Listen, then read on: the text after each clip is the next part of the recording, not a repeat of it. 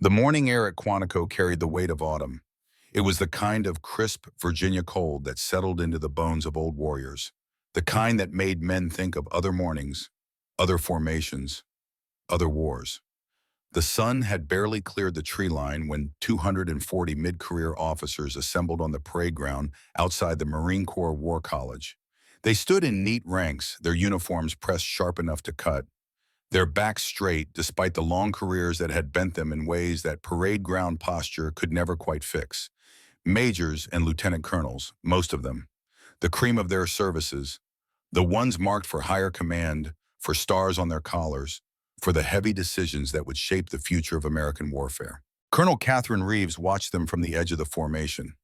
She wore her dress blues, the dark fabric nearly black in the early light. Across her left breast, ribbons formed a solid block of color. Bronze star with Valor device, Purple Heart, Navy and Marine Corps Commendation Medal with 3 gold stars, 6 deployment bars, each one representing a year of her life spent in places where the sand got into everything and the rules of engagement changed faster than the intelligence could keep up. 35 years of service, distilled into cloth and metal. In 6 months, those ribbons would go into a shadow box on a wall somewhere, and she would become what every warrior eventually becomes: a veteran, a retiree, a person whose war was over. The thought sat in her chest like a stone. She had arrived early, as she always did. Old habits from 1,000 pre-dawn briefings, 1,000 missions, where being 5 minutes early meant the difference between success and catastrophe. The other instructors had trickled in after her, younger men mostly, lieutenant colonels in their 40s, who moved with the easy confidence of officers who had never been told they were wrong about anything important. They nodded to her with professional courtesy, but their eyes slid past her the way eyes always slid past things that were no longer relevant. She was 57 years old. She was retiring. She was, in the calculus of military careerism, already gone. The director of the exercise appeared precisely at 0800. Brigadier General Tyler Morrison moved like a man who had never doubted his own competence. He was 41 years old, and every one of those years had been spent climbing. He wore a single star on each shoulder, the newest and shiniest rank in the United States Army, earned just 18 months prior. He was, the whispers said, the youngest general officer in 20 years. His uniform was immaculate. His bearing was perfect. His smile, when he smiled, had been practiced in front of mirrors and refined in front of television cameras. He had given 3 TED Talks. He had been featured in Defense News as the face of modern military leadership. He was everything the institution wanted to believe about itself. Young, brilliant, unencumbered by the weight of old wars and old thinking. He took his position at the front of the formation, and the parade ground went silent. His voice, when he spoke, carried across the open space with the easy projection of a man who had never needed to shout to be heard. It was a voice accustomed to deference. "Good morning, warriors," he began, and the assembled officers responded with a unified bark that echoed off the brick buildings surrounding the parade ground. "You are here because you represent the future of American military leadership. Each of you has been selected for this strategic war game exercise based on your performance, your potential, and your commitment to excellence. Over the next 72 hours, you will face the most sophisticated combat scenario ever designed by this institution. You will be tested, you will be challenged, and you will emerge from this experience better prepared to lead our forces into the conflicts of tomorrow." He paused, letting the words settle. Catherine watched his face, the way his eyes swept across the formation, marking who nodded in agreement, who stood straighter under his gaze. He was reading the room, adjusting his pitch in real time. It was a skill, she had to admit, just not the skill that won wars. "This year's scenario," Morrison continued, "involves a Chinese amphibious invasion of Taiwan. You will be divided into blue team, representing United States and Allied forces, and red team representing the People's Liberation Army. The timeline is 72 hours from initial hostilities to resolution. The objective for blue team is clear: achieve air and naval superiority, degrade enemy amphibious capability, and preserve Taiwanese sovereignty. For red team, the objective is equally clear: secure the island before American forces can effectively intervene." He smiled then, and it was the smile of a man who already knew how the story ended. I will be personally commanding Blue Team.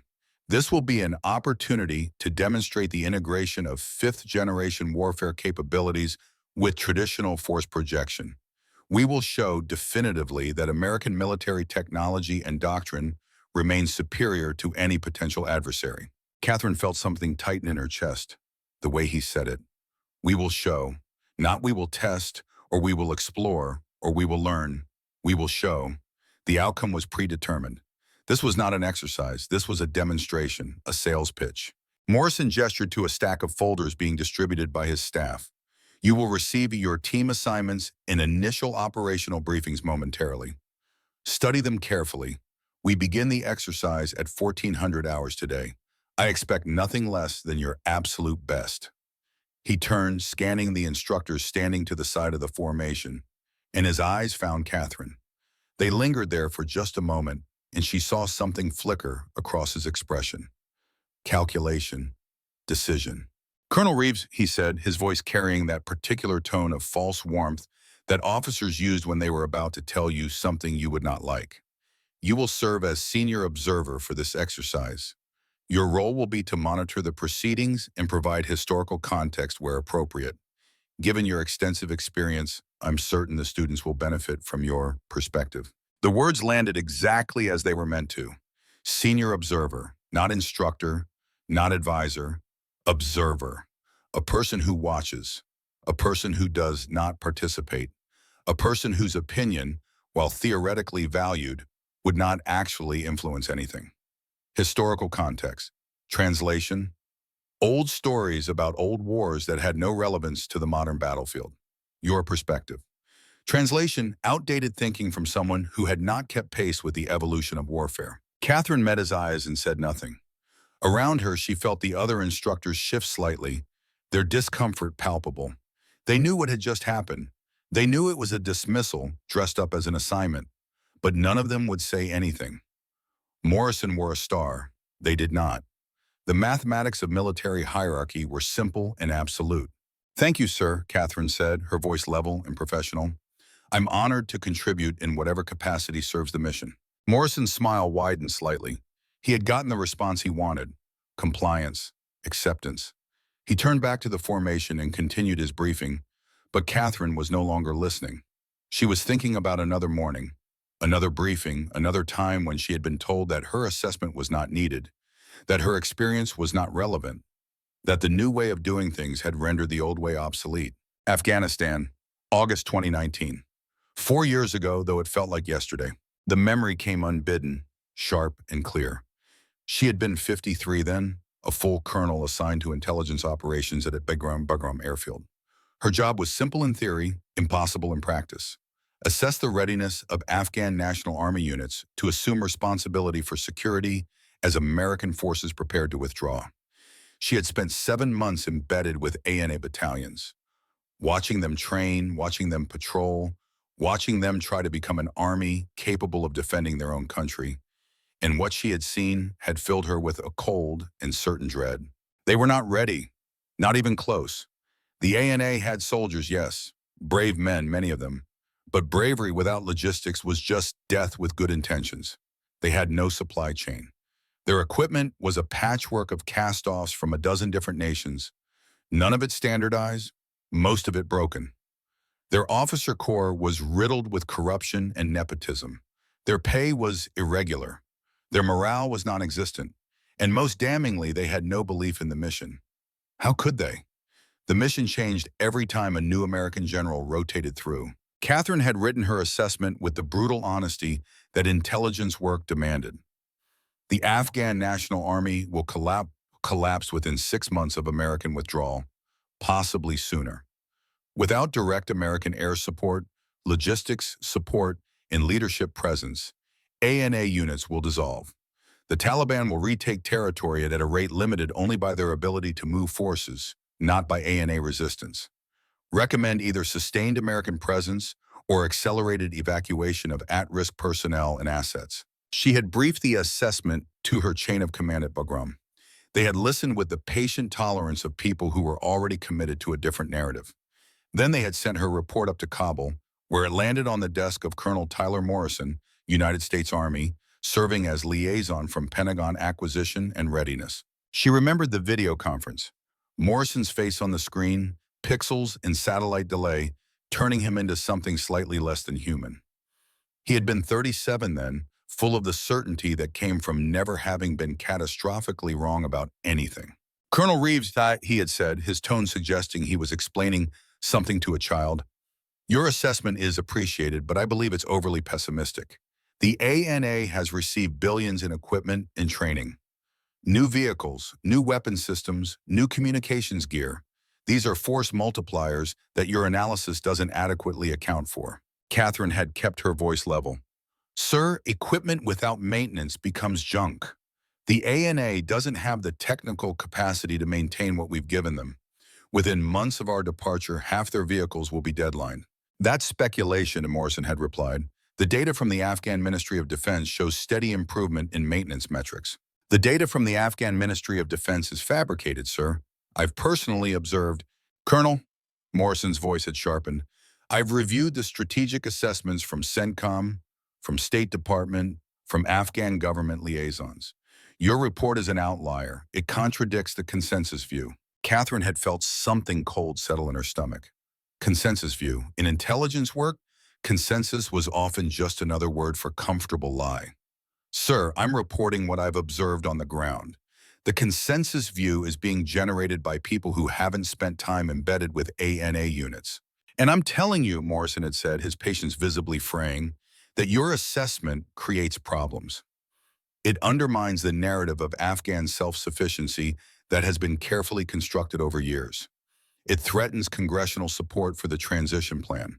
And frankly, Colonel, it makes us look like we've wasted 2 decades and trillions of dollars for nothing. Sir, if the assessment is wrong, I'll gladly revise it. But if it's right and we ignore it, your assessment is noted in the file, Morrison had said with finality. Thank you for your service, Colonel. That will be all. The video conference had ended. Her report had been classified and filed somewhere deep in the Pentagon's bureaucratic maze. The withdrawal had proceeded exactly as planned. And 14 months later, the Afghan National Army had collapsed in 11 days. Not 6 months. Not 3 months. 11 days. The Taliban had rolled through province after province, meeting virtually no resistance. And the images of desperate people clinging to the landing gear of cargo planes at Kabul airport had played on every television screen in America. 13 United States Marines had died at Abbey Gate, killed by a suicide bomber in the chaos of the evacuation. Catherine had not known any of them personally, but she had looked at their faces on the news. 20 years old, 19, 23. Babies, really. Babies who had died because someone, somewhere, had decided that Catherine Reeves' assessment was too pessimistic, too inconvenient, too damaging to the narrative. And Tyler Morrison, who had been so certain that she was wrong, who had dismissed her analysis as speculation, had been promoted to brigadier general 6 months after the fall of Kabul. His career had not suffered. His judgment had not been questioned. The system had protected him, as the system always protected men who told it what it wanted to hear. Catherine had carried that knowledge for 4 years. She had carried it through her subsequent assignments, through her performance reviews, through the quiet understanding that she would never make general, that her career had peaked, that she was now just running out the clock until retirement. She had made peace with it, or told herself she had. But standing on this parade ground, watching Tyler Morrison brief 240 future commanders on an exercise he would personally direct, she felt that old weight settle onto her shoulders again.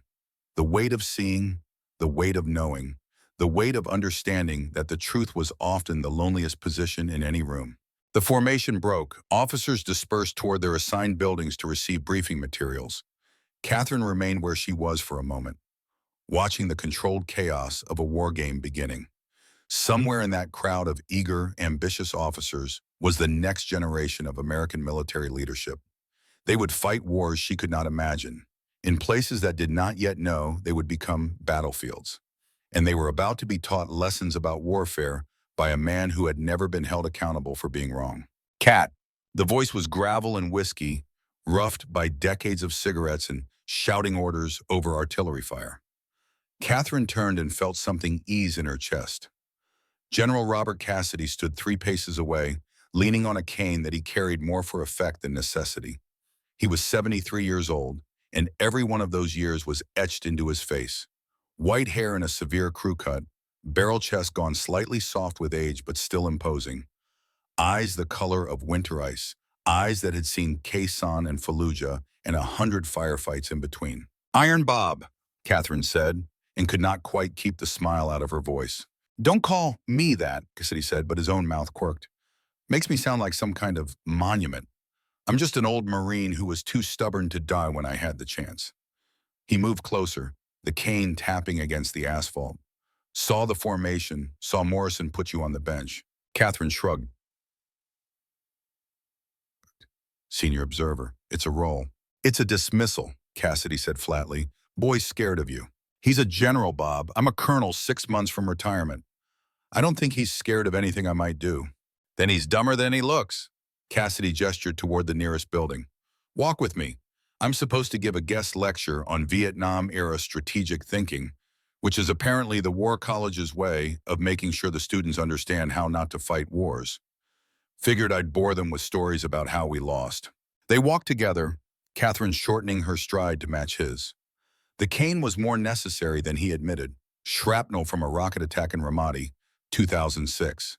The fragments were still in there, too close to his spine to remove safely. He had been 60 then, a 2-star general who insisted on visiting forward operating bases personally because he did not trust secondhand reports. The blast had ended his career, but not his influence. Even in retirement, Bob Cassidy was a name that carried weight. Commandants called him for advice. Senators invited him to testify. He was institutional memory made flesh, a living reminder of lessons that the military preferred to forget. "So," Cassidy said as they walked, "war game, Taiwan scenario, Morrison commanding blue team personally. You've been briefed?" "I read the exercise outline. Also read Morrison's published papers on 5th-generation warfare integration." Cassidy's tone suggested what he thought of those papers. A lot of words about network-centric operations and technological superiority. Not a lot of words about what happens when the technology doesn't work as advertised. Catherine glanced at him. "You think it won't?" "I think," Cassidy said carefully, "that I've lived long enough to watch the military fall in love with wonder weapons about 6 different times. The Sheridan tank, the M247 Sergeant York, the Comanche helicopter, the Crusader artillery system. Every one of them was going to revolutionize warfare. Every one of them failed and got canceled after billions of dollars and years of development. But we never seemed to learn the lesson, which is that war is physics and logistics and human endurance, not PowerPoint slides." He stopped, turning to face her fully. His eyes were sharp despite his age, assessing. "Morrison's building this exercise around the F-47 fighter, isn't he? That 5th-generation strike platform that's supposed to own the skies?" "It's a major component of the blue team strategy," Catherine admitted. Cassidy was quiet for a moment, then he said, "You remember I testified before Congress about that program back in 2018. I remember. Told them the performance specifications looked optimistic. Told them the costs were spiraling out of control. Told them we should slow down, do more testing, make sure the aircraft could actually do what Lockheed Martin claimed it could do." He smiled without humor. "They thanked me for my input and funded the program anyway. $400 billion for 2,400 aircraft. Biggest procurement in Air Force history." Catherine kept her voice neutral. "The aircraft is operational now. It's flying combat patrols." "Flying, yes. Performing as advertised?" Cassidy shrugged. "I still have friends at the Government Accountability Office. They audit defense programs. And I hear things, Cat. Rumors. Quiet conversations about discrepancies between test data and operational reality. Nothing official, nothing anyone will put their name to, but whispers." They had reached the entrance to the academic building. Cassidy paused at the door, his hand on the frame. "You're observing this exercise, so observe. Watch how Morrison uses those F-47s. Watch the sortie rates, the fuel consumption, the maintenance cycles. And if something looks wrong, trust your gut. You've been doing this long enough to know when the numbers don't add up." "Bob, I'm an observer. I'm not evaluating the exercise design." "The hell you're not." Cassidy's voice hardened. "You're a Marine Corps intelligence officer with 35 years of experience. Observation is evaluation. And if you see something wrong and you don't say anything because you're worried about rocking the boat 6 months before retirement, he let the sentence hang. Then Kabul meant nothing, and those 13 Marines died for nothing. The words hit like a physical blow. Catherine felt her jaw tighten. That's not fair. War isn't fair. You know that better than anyone. Cassidy's expression softened slightly. Look, Kat, I'm not trying to dump a burden on you that you don't deserve. You've earned your retirement. You've earned peace. But I also know you. And I know you won't be able to live with yourself if you watch something wrong happen and you stay quiet just to preserve your pension. He was right, and they both knew it. Catherine exhaled slowly. What do you want me to do? Watch, document, and if you see fraud or incompetence that's going to get people killed, you bring it to me. I'm retired. I've got nothing to lose. I can make noise in places where you can't. And if I'm wrong, if the exercise is legitimate and I'm just seeing problems that don't exist, Cassidy smiled, and this time there was genuine warmth in it. Then I'll buy you a beer at the O Club, and we'll laugh about how we've both gotten paranoid in our old age. But Kat, you've been right about every major call you've made in 35 years. Fallujah, Helmand Province, Kabul. Every time you said something was wrong, you were right. And every time someone ignored you, people died. He reached out and gripped her shoulder, the strength in his hands still formidable despite his age. Don't stop being right now, not when it matters. He turned and walked into the building, leaving Catherine standing in the autumn sunlight. Around her, the War College campus bustled with activity. Officers hurrying to briefings, staff members carrying equipment, the machinery of military education grinding forward with the inexorable momentum of institutional routine. And somewhere in that machinery, Tyler Morrison was preparing to demonstrate the future of American warfare. Catherine pulled out her phone and opened her notes app. She created a new entry and titled it simply, Observation Log. Then she put the phone away and headed toward the War Game Operations Center. The Operations Center occupied the entire second floor of the Brute Krulak building. It was a space designed to simulate the combat information centers of naval vessels and the tactical operations centers of ground commands. Rows of computer workstations filled the room, each one capable of displaying real-time tactical data, satellite imagery, and simulation outputs. Massive screens covered 3 walls, showing maps of the Taiwan Strait, force disposition graphics, and scrolling status reports. The air conditioning hummed constantly, fighting to keep the temperature down against the heat generated by hundreds of computers running complex modeling software. 240 officers filled the space, organized into teams. Blue team clustered on the left side of the room, their workstations marked with American flag decals. Red team occupied the right side, their stations bare except for tactical displays. In the center, elevated on a platform like a throne, Morrison's command station overlooked the entire operation.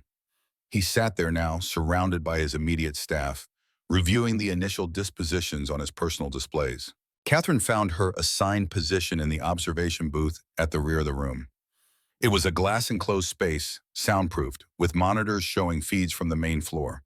Also in the booth were 2 other senior observers, both retired colonels who had been brought in to provide adult supervision. They nodded to her with professional courtesy and returned to their coffee and quiet conversation. They understood the assignment. They were window dressing. They were here to make the exercise look legitimate, to provide the appearance of oversight without the substance of actual authority. Catherine sat down and pulled out her notebook. Old-fashioned paper and pen, not a tablet or laptop. She had learned long ago that digital notes could be searched, subpoenaed, and used against you. Paper notes were personal property. She dated the top of the first page and began to write. Thursday, 0900 hours. War game exercise, day 1. Observation begins. At precisely 1400 hours, Morrison's voice came over the public address system. All stations, this is Blue Team Actual. Exercise is now live. I repeat, exercise is now live. Red Team has initiated hostile actions against the Republic of China. Blue Team will respond in accordance with operational plans. Execute on my mark. A pause. Mark. The operations center erupted into controlled activity. Officers bent over keyboards. Voices called out status reports. On the main displays, blue and red icons began to move across the map of the Taiwan Strait. The simulation was beautifully rendered, almost cinematic in its presentation. Missile batteries lighting up, aircraft launching from carrier decks, naval formations maneuvering into position. It looked exactly like the high-tech warfare that Morrison had promised in his briefing. Clean, precise, bloodless. Catherine watched the displays and started taking notes. Blue Team's initial response was textbook. Combat air patrols established over international waters. Carrier strike groups moving into support range. Submarine assets repositioning. And at the center of it all, the F-47 strike fighters. Dozens of them, represented by sleek blue triangles on the tactical display. Launching from Kadena Air Base in Japan, from Andersen Air Base in Guam, from the carrier USS Ronald Reagan operating in the Philippine Sea. She watched the F-47 icon sweep across the screen, engaging Chinese fighters, hitting ground targets on the Chinese mainland, suppressing air defense systems. They moved with impossible grace, each triangle tracing perfect arcs across the map. The sortie counter in the corner of the display began to climb. 10 sorties, 20, 50, 100. Catherine did the math in her head. 100 sorties in the first 6 hours of the exercise. That meant each F-47 was flying multiple combat missions in rapid succession. She opened her phone and pulled up the unclassified specifications for the F-47. Combat radius, 800 nautical miles. Time to station, 90 minutes. Time on station for combat operations, 30 minutes. Return flight, 90 minutes. Minimum turnaround for refueling and rearming, 45 minutes. That was a minimum cycle time of 4 hours and 15 minutes for a single sortie. Maybe you could compress it in an emergency, push the aircraft and crews to their absolute limits. Maybe you could get it down to 3 hours and 30 minutes. Maybe. But the display was showing F-47S launching, fighting, returning, and launching again in less than 3 hours. Some of the tail numbers she noticed were logging their third sortie of the day. That was physically impossible unless the laws of physics had changed since the last time she checked. She made a note. F-47 sortie generation rates exceed aircraft performance specifications. Check fuel consumption and maintenance cycle data. The afternoon wore on. Blue Team gained air superiority, at least according to the simulation. Morrison's tactical decisions were aggressive and confident. He was throwing American air power at the problem with the casual certainty of someone who had never had to count the cost in maintenance hours, pilot fatigue, or logistical support. And the simulation rewarded his aggression. Chinese losses mounted, American losses remained minimal. It was a beautiful demonstration of how war should work, if war worked the way PowerPoint briefings said it did. At 1800 hours, Morrison called for a pause to brief the day's results. The main displays froze, showing the tactical situation at the 6-hour mark. He stood at his command station, a laser pointer in hand, and began to walk the assembled officers through the successes of the day. As you can see, he said, his voice carrying pride, Blue Team has achieved decisive air superiority over the Taiwan Strait. Chinese air defense systems have been suppressed to 70% degradation. Enemy fighter strength has been reduced by 40%. American losses stand at 4 F-47s, with all pilots recovered. This represents a kill ratio of 18-1, which is consistent with our pre-exercise modeling. Catherine watched the data scroll across the screen. Something about it nagged at her. She pulled out her phone and started cross-referencing the tail numbers of the F-47s that had been marked as losses. According to the simulation, they had been shot down over the Taiwan Strait, but she noticed something odd. 2 of the aircraft that had been marked as destroyed in the morning were showing up again in the afternoon sortie list.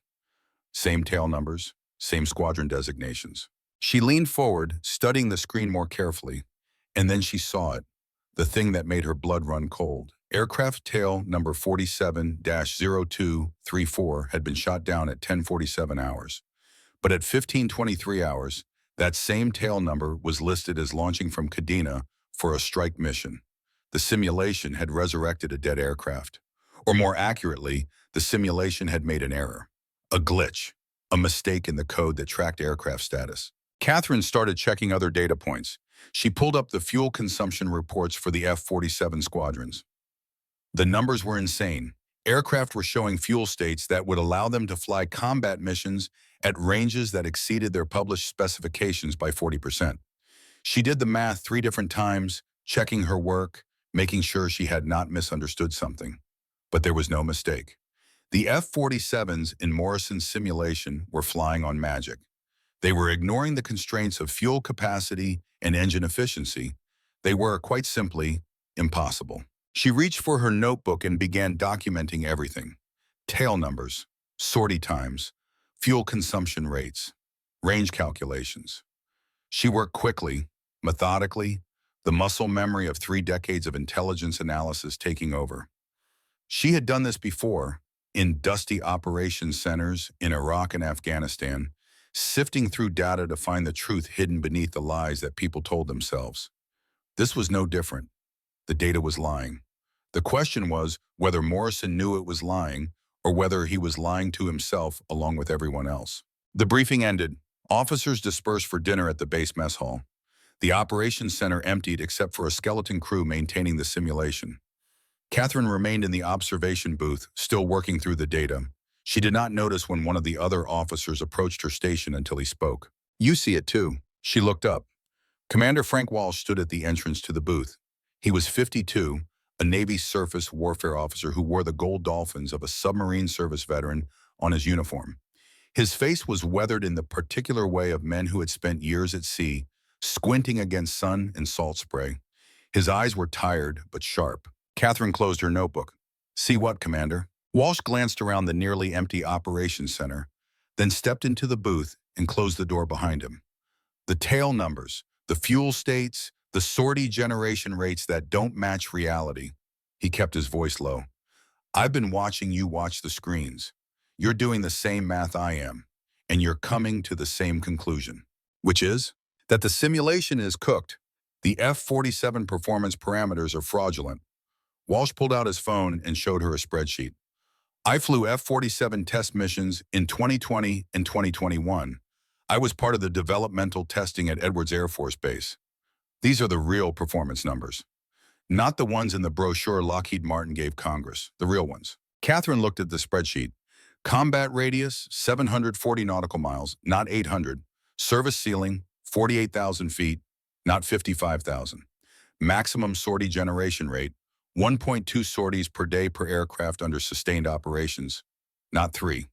The numbers told a story of an aircraft that was good but not great, capable but not revolutionary. An aircraft that could do the job it was designed for, but only if you did not ask it to do miracles. "Where did you get this data?" Catherine asked. "I kept copies when I left the test program. Against regulations, I know. But I had a feeling someone would need them eventually." Walsh sat down across from her. Morrison was the program manager for F-47 acquisition from 2018 to 2022. He was the one who presented the performance specifications to Congress. He was the one who testified that the aircraft would meet or exceed all design requirements. And he had to know, Colonel. He had to know these numbers were inflated. Catherine felt something cold settle in her chest. "Why are you telling me this?" "Because I watched you get sidelined this morning. Because I know your reputation. Because Bob Cassidy told me if I saw anything wrong, I should bring it to you." Walsh's expression was grim. "And because in 6 months I retire too, and I'd like to be able to sleep at night." They sat in silence for a moment. Outside the booth, the skeleton crew moved through their duties, unaware that the exercise they were supporting was built on sand. Catherine thought about Morrison's face this morning, the casual dismissal. She thought about Kabul, about 13 Marines in flag-draped coffins. She thought about the 240 officers in this building who were being taught to trust data that could not be trusted. "I need to verify this independently," she said finally. "If we're going to make an accusation of fraud, we need ironclad evidence. I can get you more data, flight test reports, engineering analyses, emails from program managers who raised red flags and got ignored." Walsh stood.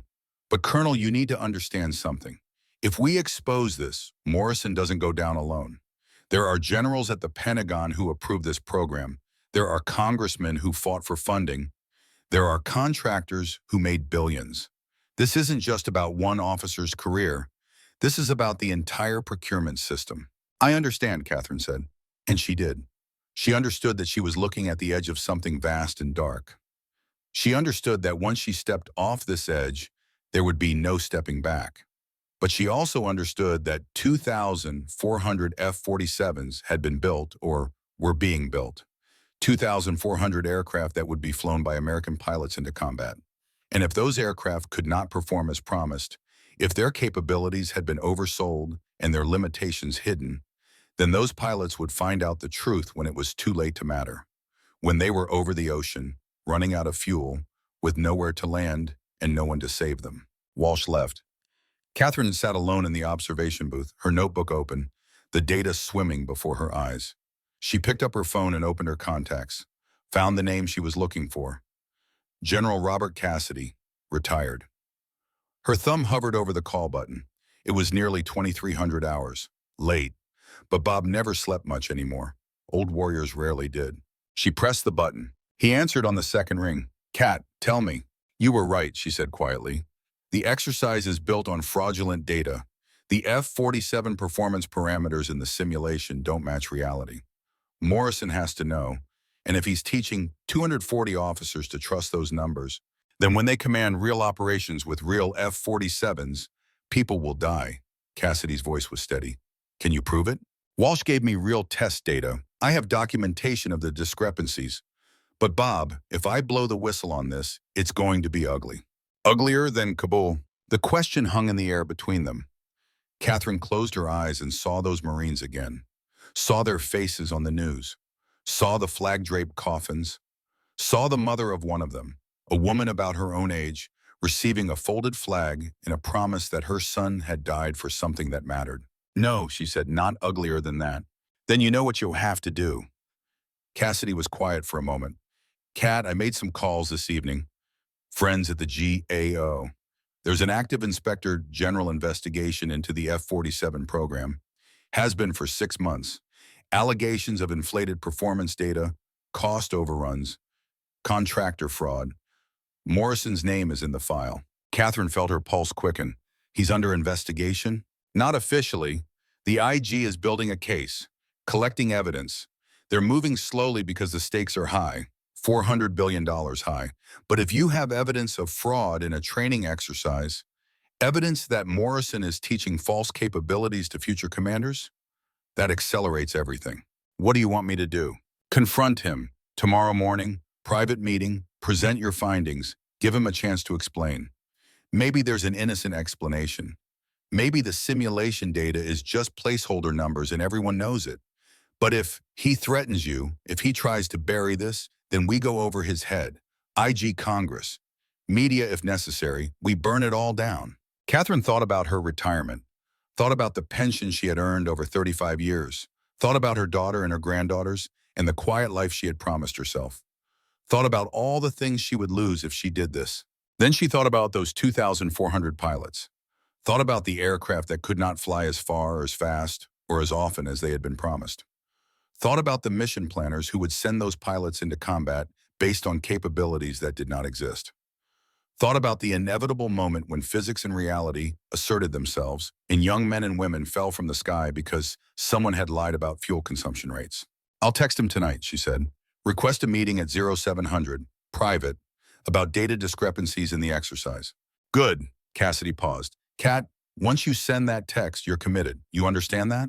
"I understand." "Semper Fi, Marine." "Semper Fi, Bob." She ended the call and opened her messages, found Morrison's contact, began to type. "Sir, request private meeting tomorrow, 700, regarding data discrepancies observed in exercise simulation. Respectfully, Colonel Reeves." Her thumb hovered over the send button for a long moment. Outside the window, Quantico was dark and quiet. Somewhere in the distance, she heard the sound of a drill instructor calling cadence, training the next generation of Marines. The sound was faint but steady, the rhythm of military life that had been the background music of her entire adult existence. She pressed send. The message showed as delivered, then after a moment, as read. Morrison was awake. He was seeing this. He was making decisions about how to respond. Catherine closed her notebook, gathered her things, and walked out of the operations center. The night air was cold and clean. Above, stars were visible despite the light pollution from the base. The same stars that had been visible over Fallujah and Helmand and Kabul. The same stars that would be visible tomorrow when she walked into Morrison's office and made an accusation that could not be taken back. She had been a Marine for 35 years. She had deployed 7 times. She had been shot at, mortared, and blown up. She had made peace with the possibility of dying in combat, but she had never made peace with lying. She had never made peace with looking the other way when she knew something was wrong. And she would not start now. 6 months until retirement. 6 months until she could lay down this burden. But not yet. Not while there was still work to do. Not while the truth still needed someone willing to speak it. Catherine walked across the dark parade ground toward her quarters. Behind her, the War College stood silent and imposing, filled with officers dreaming of wars they did not yet understand. Ahead of her, tomorrow waited. And with it, the choice that would define the end of her career and possibly the beginning of something larger than she could imagine. The stars wheeled overhead, the cold wind blew, and somewhere in the darkness, the machinery of fraud and ambition turned its gears, unaware that a 57-year-old colonel with a notebook and a conscience had just decided to throw a wrench into the works. The night deepened, the base slept, and Catherine Reeves prepared for war. Morning came too early. Catherine had not slept well. The kind of not sleeping where you close your eyes and drift for 20 minutes at a time before jerking awake with your heart pounding, replaying conversations that had not happened yet, rehearsing arguments that might never be made. She had learned to function on broken sleep during deployments, but this was different. Combat kept you awake with adrenaline and fear. This kept you awake with the cold certainty that you were about to step off a cliff and you would not know if there was ground below until you hit it.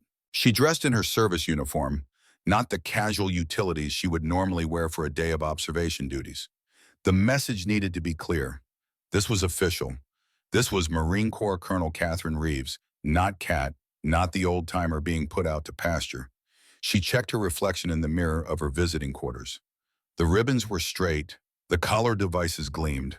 Her hair, more gray than brown now, was pulled back in the severe bun that regulations demanded. She looked exactly like what she was, a field-grade officer with 3.5 decades of service who had forgotten more about warfare than most officers would ever learn. The walk to Morrison's office took 12 minutes. She counted each one. Quantico was beautiful in the early morning. All red brick buildings and parade grounds turned golden by the slanting autumn sun. Marines jogged past in formation, their breath steaming in the cold air, their cadence calls echoing off the buildings. A normal day, a day like 10,000 others she had lived through. Except today she was going to accuse a general officer of fraud. Morrison's office was in the War College Administrative Building, 3rd floor, corner suite with windows overlooking the main parade ground. The kind of office that generals get, spacious and well-appointed, with furniture that spoke of authority and permanence. Catherine arrived at precisely 06:55, 5 minutes early, old habits. A staff sergeant sat at a desk outside the office door, serving as Morrison's aide. He looked up as Catherine approached, his expression professionally neutral. "Colonel Reeves," he said, "the general's expecting you. Go right in." Catherine knocked once, a sharp rap of knuckles on wood, then opened the door without waiting for a response. Morrison sat behind his desk, framed by the windows behind him, the morning light turning him into a silhouette. He did not stand as she entered. A calculated choice. He was making clear that this was his territory, his office, his meeting to control. "Colonel Reeves," he said, his voice was flat, devoid of the warmth he had used during yesterday's briefing. "Please sit." Catherine remained standing. "Sir, I'll be brief. I've observed irregularities in the war game simulation data that require clarification." Morrison leaned back in his chair. The movement was casual, almost lazy, but his eyes were sharp. Irregularities. That's an interesting word. Care to be more specific? Catherine pulled out her notebook, opened it to the pages she had marked. The F-47 Sortie generation rates exceed the aircraft's published performance specifications. I've documented 17 instances where individual aircraft flew multiple combat missions in timeframes that would be physically impossible given fuel capacity and turnaround requirements. The simulation uses approximations for training purposes, Morrison said. Exact realism isn't the goal. The goal is to teach strategic decision-making. Sir, the approximations are teaching false capabilities. According to the simulation, F-47s are flying combat missions at ranges 40% beyond their actual specifications. Morrison was quiet for a moment. Then he stood slowly and walked to the window. He looked out at the parade ground, his hands clasped behind his back. When he spoke again, his voice had changed. The false warmth was gone, replaced by something harder. "Catherine," he said, and the use of her first name was deliberate, designed to strip away the protection of rank and formality. "May I speak candidly?" "Of course, sir." "You've had a distinguished career, 35 years of service. That's impressive, particularly for someone who entered the Corps at a time when women in combat roles were still fighting for acceptance." He turned to face her. "You should be proud of what you have accomplished. Most officers would be." Catherine said nothing. She recognized the setup, the compliment designed to soften the blow that was coming. "But the world has changed," Morrison continued. "Modern warfare isn't about boots on the ground and human intelligence assets cultivating sources over years. It's about speed, data dominance, network-centric operations, AI-assisted decision-making. These are concepts that require a different kind of thinking. Sir, physics hasn't changed. An aircraft still requires fuel to fly and time to be serviced. And that kind of thinking," Morrison said, his voice sharpening, "is exactly what I'm talking about. You're applying legacy frameworks to next-generation systems. The F-47 isn't just an aircraft. It's a node in an integrated kill chain. It doesn't operate in isolation. It operates as part of a system that multiplies capability through information sharing and distributed operations. That doesn't change fuel consumption rates, sir." Morrison's jaw tightened. "Are you suggesting that the United States military is fielding aircraft that don't work as advertised?" "I'm suggesting that the simulation parameters in this exercise don't match the aircraft's actual performance envelope. And if 240 officers graduate from this war game believing that F-47s can perform at rates they cannot sustain, those officers will make flawed operational plans based on false assumptions." The silence that followed was heavy. Morrison returned to his desk, sat down, and steepled his fingers. When he spoke again, his voice was very quiet, very controlled. "Colonel Reeves, let me explain something to you about how the modern military works. This exercise has been reviewed and approved by 3-star level oversight. The simulation parameters were validated by OPNAV. The F-47 performance data comes directly from Lockheed Martin and has been certified by Air Force testing authorities. Are you seriously suggesting that all of those people, all of those organizations got it wrong? Or are you suggesting that they're all lying?" "I'm suggesting that someone made optimistic assumptions that became accepted as fact." "Based on what? Your personal analysis?" Morrison leaned forward. "You're an intelligence officer, Colonel, a good one. But you're not an aerospace engineer. You're not a test pilot. You're not a program manager who has spent years working with contractors and technical specifications. You looked at some numbers on a screen and decided they were wrong because they didn't match your expectations." Catherine felt the ground shifting beneath her feet. He was good at this, turning the argument away from the data and toward her credibility, making it about her limitations rather than the facts. "Sir, I have documentation from actual test pilots who flew the F-47 during developmental testing. Their data shows significant discrepancies between real-world performance and the numbers in your simulation." Morrison's expression hardened. "Where did you get operational test data? That information is classified." "It was provided to me by an officer who believes the truth matters more than classification. That officer committed a serious security violation, as did you by accepting it." Morrison stood again, and this time there was nothing casual about the movement. "Let me be very clear about something, Colonel. You are 6 months from retirement, full pension, medical benefits, the comfortable civilian life you've earned. But whistleblower investigations can take years, and during those years, your retirement can be held in abeyance. Your pension can be delayed. Your reputation can be thoroughly and publicly examined." The threat was out in the open now. No more pretense. Catherine felt her pulse quicken, but she kept her voice steady. "Is that a threat, sir?" "It's a reality check. You've spent 35 years building a career, building a legacy, and you're considering throwing it all away because you think you found some minor discrepancies in a training simulation." He came around the desk, moving closer to her. Not quite invading her personal space, but close enough to be uncomfortable. "I'm trying to help you, Catherine. I'm trying to prevent you from making a catastrophic mistake. The F-47 program is critical to national security. It's a $400 billion investment. It's the cornerstone of American air superiority for the next 30 years. And you want to undermine that program because of what? Some fuel consumption calculations? I want to make sure officers are being taught accurate information. The information is accurate. You just don't have the full picture. Morrison returned to his desk, and when he spoke again, his tone had shifted to something almost paternal.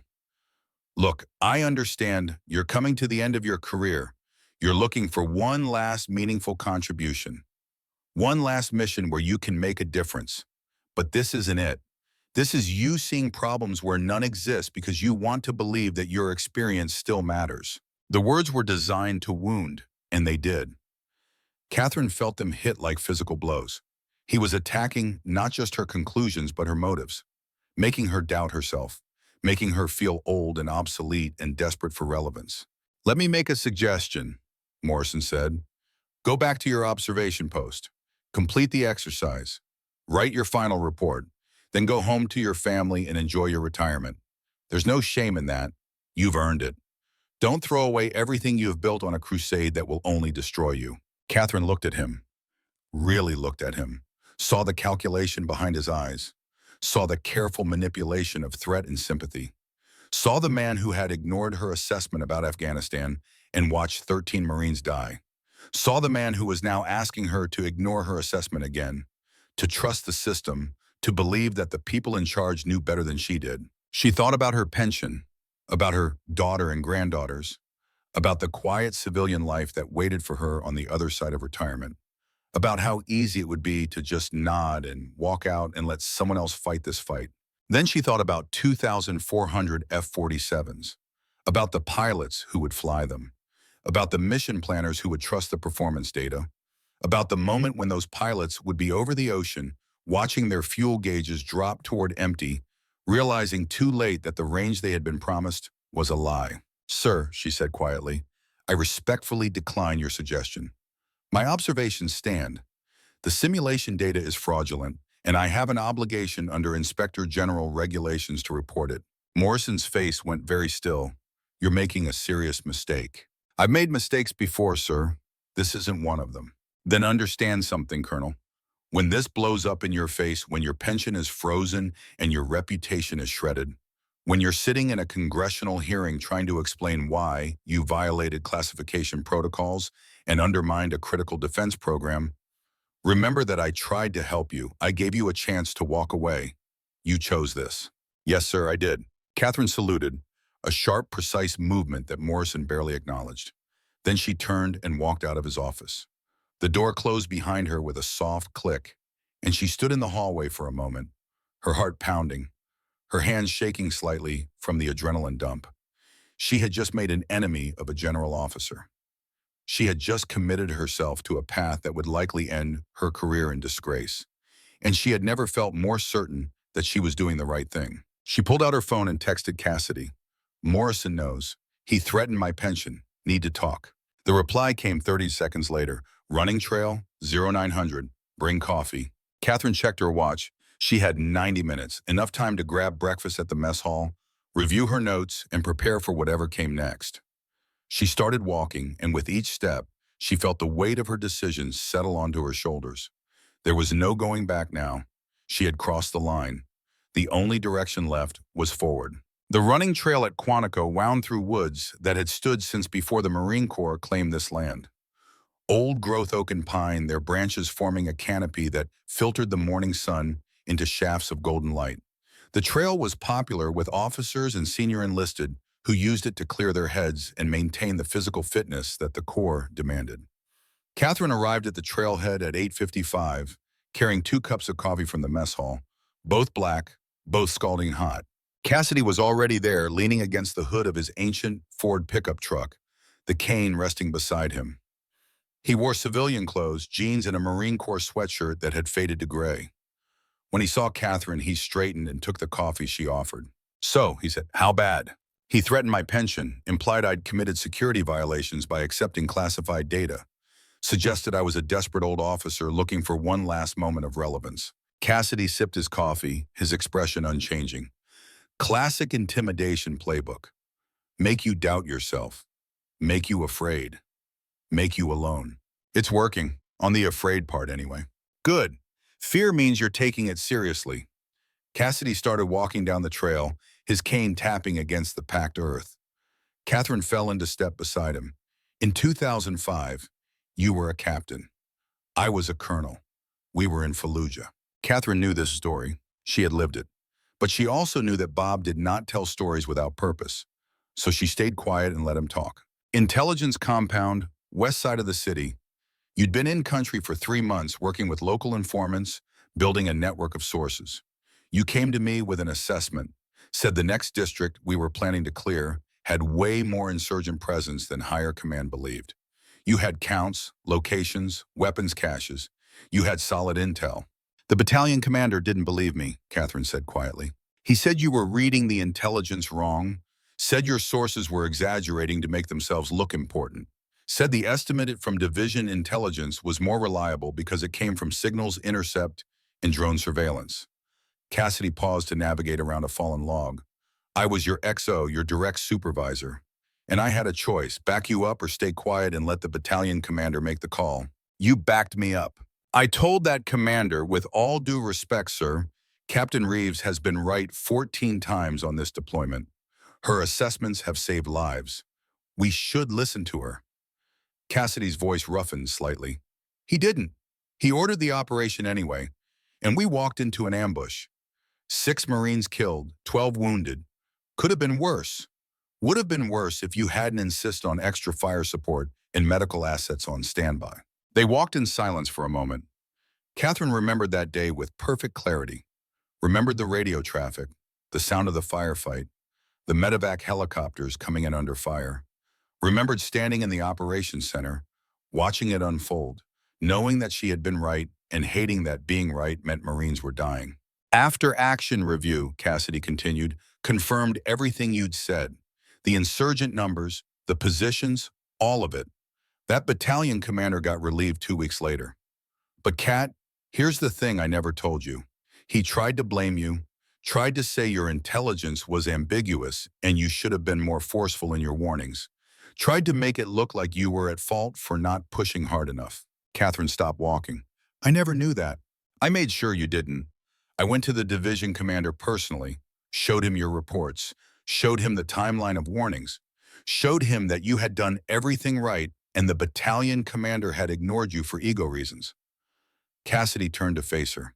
I put my career on the line for you that day, because you were right, because the truth mattered, and because if I stayed silent, that battalion commander would have destroyed you to save himself. Why are you telling me this now? Because you're about to do for those F-47 pilots what I did for you. You're about to put your career on the line to protect people who don't even know they're in danger. Cassidy's eyes were intense. Morrison is going to try to destroy you. He's going to make you the problem. He's going to tell everyone that you're unstable, bitter, incompetent. He's going to rewrite the story so that his fraud becomes your failure. I know, and you're doing it anyway. I don't have a choice, Bob, not one I can live with. Cassidy nodded slowly.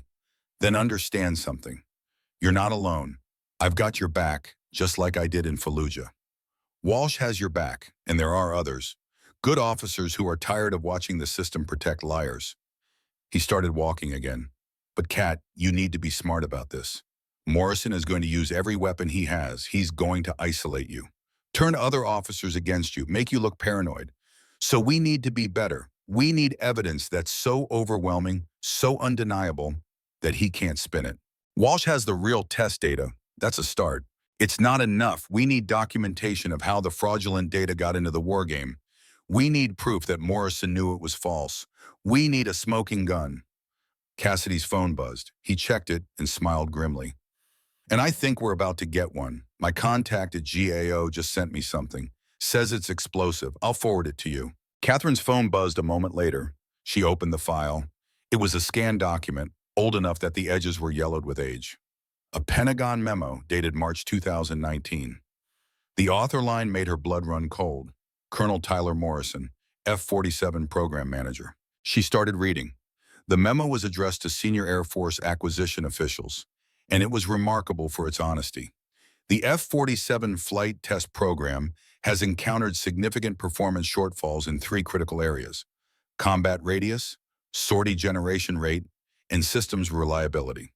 Current projections indicate the aircraft will achieve approximately 75 to 80% of originally specified performance across these metrics. Recommend adjusting program requirements to match achievable performance rather than continuing to pursue specifications that may not be technically feasible within budget and timeline constraints. Catherine read it twice, 3 times. The words did not change. Morrison had known. 5 years ago, he had documented in writing that the F-47 could not meet its promised specifications, and his recommendation had been to lower the standards rather than fix the aircraft or cancel the program. He knew, she said, her voice barely above a whisper. He's known for 5 years that the aircraft doesn't work as advertised. Keep reading, Cassidy said. Catherine scrolled down to the response memo, dated 2 weeks later. This one came from a 3-star general whose name she recognized, a man who had since retired and now sat on the board of Lockheed Martin. The response was brief and brutal. Your recommendation to adjust requirements is not acceptable.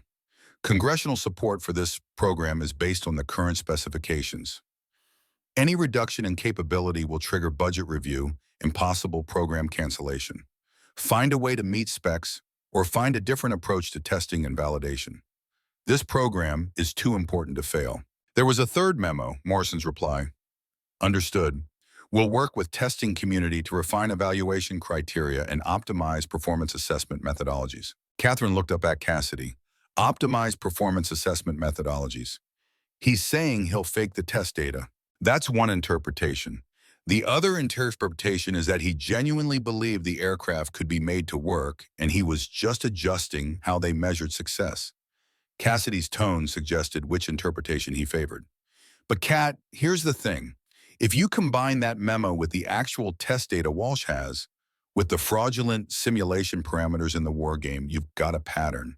You've got proof of intent. Catherine's mind was racing. This was bigger than she had thought. This was not just Morrison. This was institutional. Senior leaders had ordered him to make the numbers work, and he had complied. And then he had gotten promoted for his compliance. The system had rewarded him for lying. We need to take this to someone outside the chain of command, she said. Inspector General, congressional oversight, someone who can't be threatened or bought. Agreed, but first we finish documenting everything. Today's war game exercise, day 2, watch what happens. Record every impossible metric. Build a case so strong that they can't ignore it or spin it. Cassidy checked his watch. Exercise starts in 45 minutes. You need to be in that observation booth. Catherine nodded.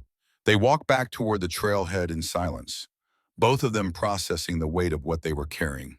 At the parking lot, Cassidy stopped her with a hand on her arm. Kat, when this goes public, and it will go public, your life is going to change. You're going to lose friends. People you respect are going to call you a traitor. Your daughter is going to see your name in the news, and it's not going to be kind. You ready for that? Catherine thought about her daughter, Amy. Thought about explaining to her 8-year-old and 10-year-old granddaughters why Grandma was on television being called a liar and a troublemaker. Thought about the quiet retirement she had planned, the travel and the grandchildren's soccer games, and the simple peace of a life without combat and crisis. Then she thought about the F-47 pilots. Thought about them trusting data that was false. Thought about them dying because someone had been afraid to tell the truth. No, she said honestly, I'm not ready, but I'm doing it anyway. Cassidy nodded. Semper Fi, Marine. Always faithful, Bob, even when it hurts. She climbed into her car and drove back toward the War College. In her pocket, her phone held the 2019 memos. In her mind, she carried the weight of what came next. The war game exercise would continue. She would watch and document, and somewhere in the next 48 hours, she would have to decide exactly how to detonate the bomb she was carrying. The operations center was already buzzing with activity when Catherine arrived at 0950. The 240 student officers were settling into their workstations, pulling up overnight status reports, preparing for day 2 of the simulated conflict. Morrison stood at his elevated command station, surrounded by his staff, reviewing the tactical situation with the easy confidence of a man who believed he controlled all the variables. Catherine took her position in the observation booth. The two other senior observers were already there, both absorbed in their phones, paying minimal attention to the exercise. They were here for the paycheck and the line on their consulting resumes. They were not here to rock boats or ask difficult questions. That was fine. Catherine would do the watching for all of them. At precisely 1000 hours, Morrison's voice came over the public address system. All stations, day 2 commences now. Red Team has reinforced their positions overnight and is preparing a second wave assault on Taiwan. Blue Team will continue air superiority operations and begin interdiction of enemy naval forces. Execute. The displays lit up with activity. Catherine opened her notebook to a fresh page and began documenting. She had learned long ago that the key to good intelligence work was not interpretation, but observation. Record what you see. Record what does not make sense. Let the pattern emerge from the data. Within the first hour, she had documented 12 instances of F-47s flying combat missions that violated basic physics. Aircraft launching from Kadena Air Base in Japan, flying to the Taiwan Strait, engaging in extended air-to-air combat, and returning to base in timeframes that would require them to average speeds of Mach 1.4 continuously. The F-47's cruise speed was Mach 0.8. Its maximum speed was Mach 1.6, and it could only maintain that for short bursts before fuel consumption became critical. She documented fuel states that showed negative values, aircraft that should have been in the ocean, out of gas, but were still flying missions. She documented maintenance cycles that did not exist. Aircraft that flew 4 sorties in 8 hours when the minimum turnaround time for refueling, rearming, and basic maintenance checks was 90 minutes per sortie. At 11:30, one of the student officers raised a concern. Major James Chen, a Marine Corps aviator who had been quiet during day 1, stood at his workstation and addressed Morrison directly. "Sir," Chen said, his voice carrying across the operations center, "I'm showing fuel consumption rates for the F-47 squadrons that don't match my operational experience with the aircraft. The ranges we're achieving in the simulation exceed what I've been able to achieve in actual flight operations." The room went quiet. Morrison turned to look at Chen, and Catherine could see the calculation happening behind the general's eyes. This was a threat. A student officer publicly questioning the exercise data. It needed to be shut down quickly. "Major Chen," Morrison said, his tone carefully neutral, "the simulation uses aggregate data across multiple test programs. Your individual flight experience is valuable, but it may not reflect the full performance envelope of the aircraft under optimal conditions. Sir, I've flown the F-47 for 800 hours. I've pushed it to its limits, and these numbers are beyond those limits.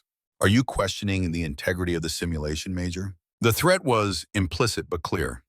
Catherine watched Chen's face, saw him calculate the cost of pushing further, saw him look around the room at his peers, his instructors, his future career, saw him make the decision that most officers made when confronted with the choice between truth and career advancement. "No, sir," Chen said quietly. "I must be misunderstanding the parameters." "I think you are." Morrison smiled, but the smile did not reach his eyes.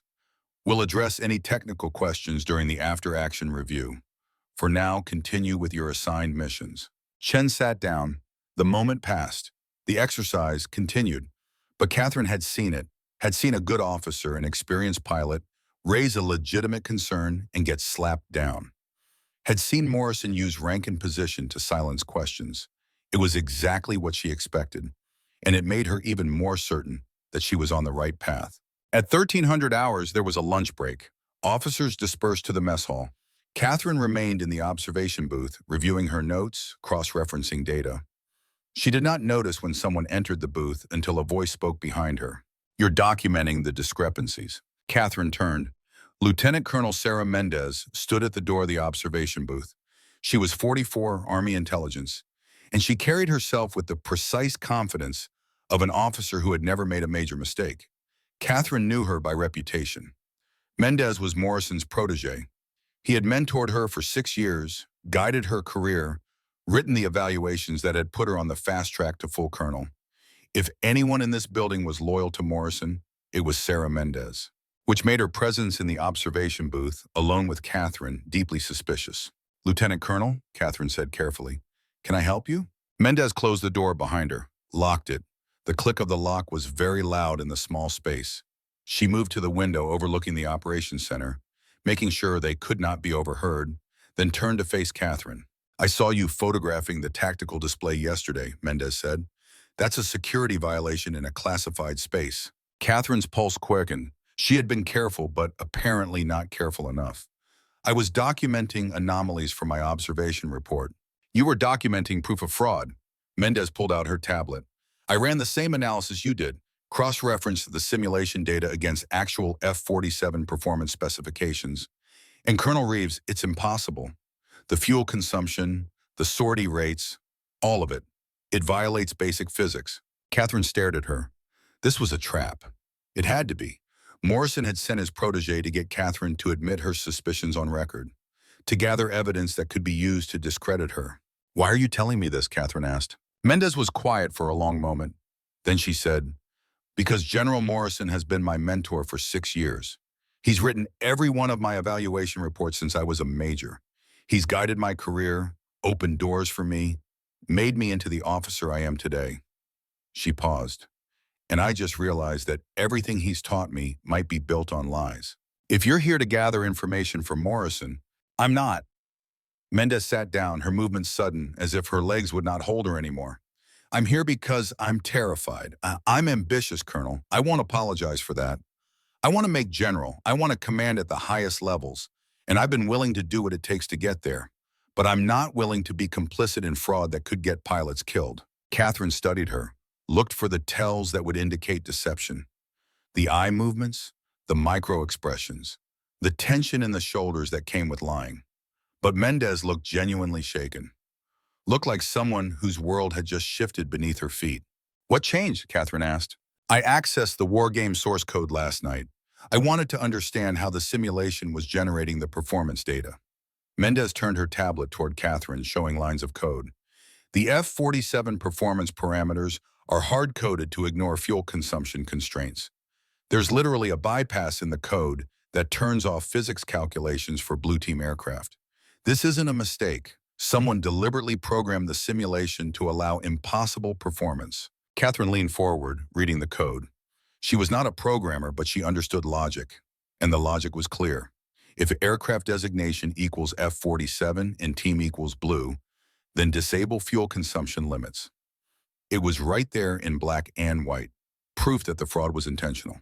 Who wrote this code? Catherine asked. The simulation was contracted out to a defense software company, but the performance parameters were provided by the Air Force Program Office, which was managed by... Mendez did not need to finish the sentence. Morrison. Yes. They sat in silence. Outside the observation booth, the operations center was empty during the lunch break. Inside, 2 officers who had never expected to be allies were making a decision that would change both their careers. If I testify to this, Mendez said quietly, Morrison will destroy me.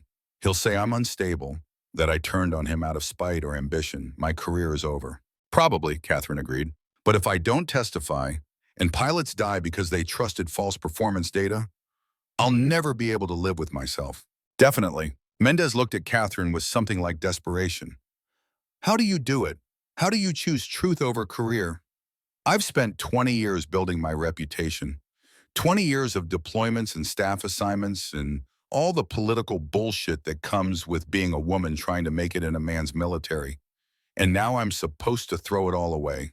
Not throw it away, Catherine said. Spend it. There's a difference. Is there? Catherine thought about her conversation with Cassidy, thought about Fallujah and Kabul, and all the times when speaking truth had cost her. Your career is a currency. You can hoard it, protect it, die with it unspent. Or you can use it to buy something that matters. In this case, you use it to buy the truth getting told, to buy those F-47 pilots a chance at survival. That's not throwing it away. That's spending it on the only thing that matters. Mendez closed her eyes. When she opened them again, they were wet. I'm not brave like you. I'm not brave. I'm terrified. But I'm more terrified of staying silent. Catherine reached out and put a hand on Mendez's shoulder. Sarah, you don't have to decide right now. But if you're serious about this, I need you to do something. Keep documenting. Keep gathering evidence. And when the moment comes when we have enough proof that Morrison can't spin it or bury it, be ready to stand up. And if I'm not ready, Then at least you'll know you considered it. That's more than most people can say. Mendez nodded slowly. She stood, wiped her eyes, and straightened her uniform. The moment of vulnerability was over. The professional officer was back in place. I'll think about it. That's all I can promise. That's enough. Mendez unlocked the door and left. Catherine sat alone in the observation booth, her heart pounding. An ally. An unexpected, fragile, terrified ally, but an ally nonetheless. Walsh had the test data. Cassidy had the connections. Mendez had the source code. The pieces were coming together. Her phone buzzed. A text from an unknown number. Meet tonight, 2100, Cassidy's guest quarters. Walsh, Chen, others. Plan of action. Delete this message. Catherine deleted the message and looked out at the empty operations center. The war game would resume in 20 minutes. Morrison would continue his demonstration. The simulation would continue to lie. But now Catherine was not fighting alone. Now there were others who had seen the truth and were trying to decide if they had the courage to speak it. She opened her notebook and continued writing, documenting every impossible metric, building the case piece by piece, hour by hour. This was intelligence work. This was what she had spent 35 years learning to do. Find the truth hidden beneath the lies. Make it visible. Make it undeniable. The afternoon session of day 2 proceeded exactly as Catherine expected. Morrison pushed his forces aggressively. The simulation rewarded his aggression with impossible victories. The student officers, watching their mentor demonstrate the future of warfare, absorbed the lessons. Trust your technology, believe in your equipment. The F-47 will save you. Except it would not. Catherine knew that now with absolute certainty. The F-47 was a good aircraft, maybe even a great one. But it was not the miracle weapon that Morrison was selling. It could not fly as far, fight as long, or operate as reliably as the simulation suggested. And when those 240 officers graduated and took commands and planned operations based on false assumptions, people would die. At 1800 hours, day 2 concluded. Morrison gave another triumphant briefing. Blue Team had achieved total air superiority. Chinese naval forces were in retreat. Taiwan was secure.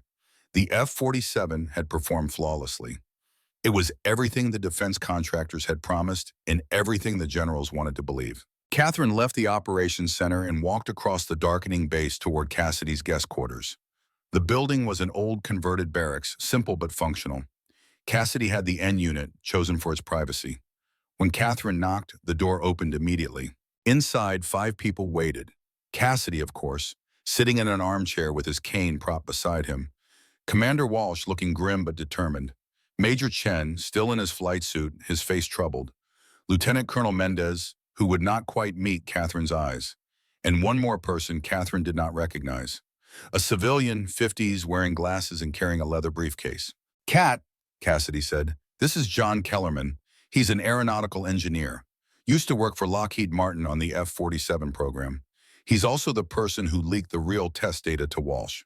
Kellerman stood and shook Catherine's hand. His grip was firm, but his hand was trembling. "Colonel Reeves, I've been following your career. What you did in Afghanistan, warning about the collapse, that took guts. I'm hoping you've got more guts left." "Depends on what you're asking." Kellerman opened his briefcase and pulled out a folder thick with documents. These are internal Lockheed Martin engineering reports from 2018 to 2020. They show that our engineers knew the F-47 could not meet the performance specifications in the contract.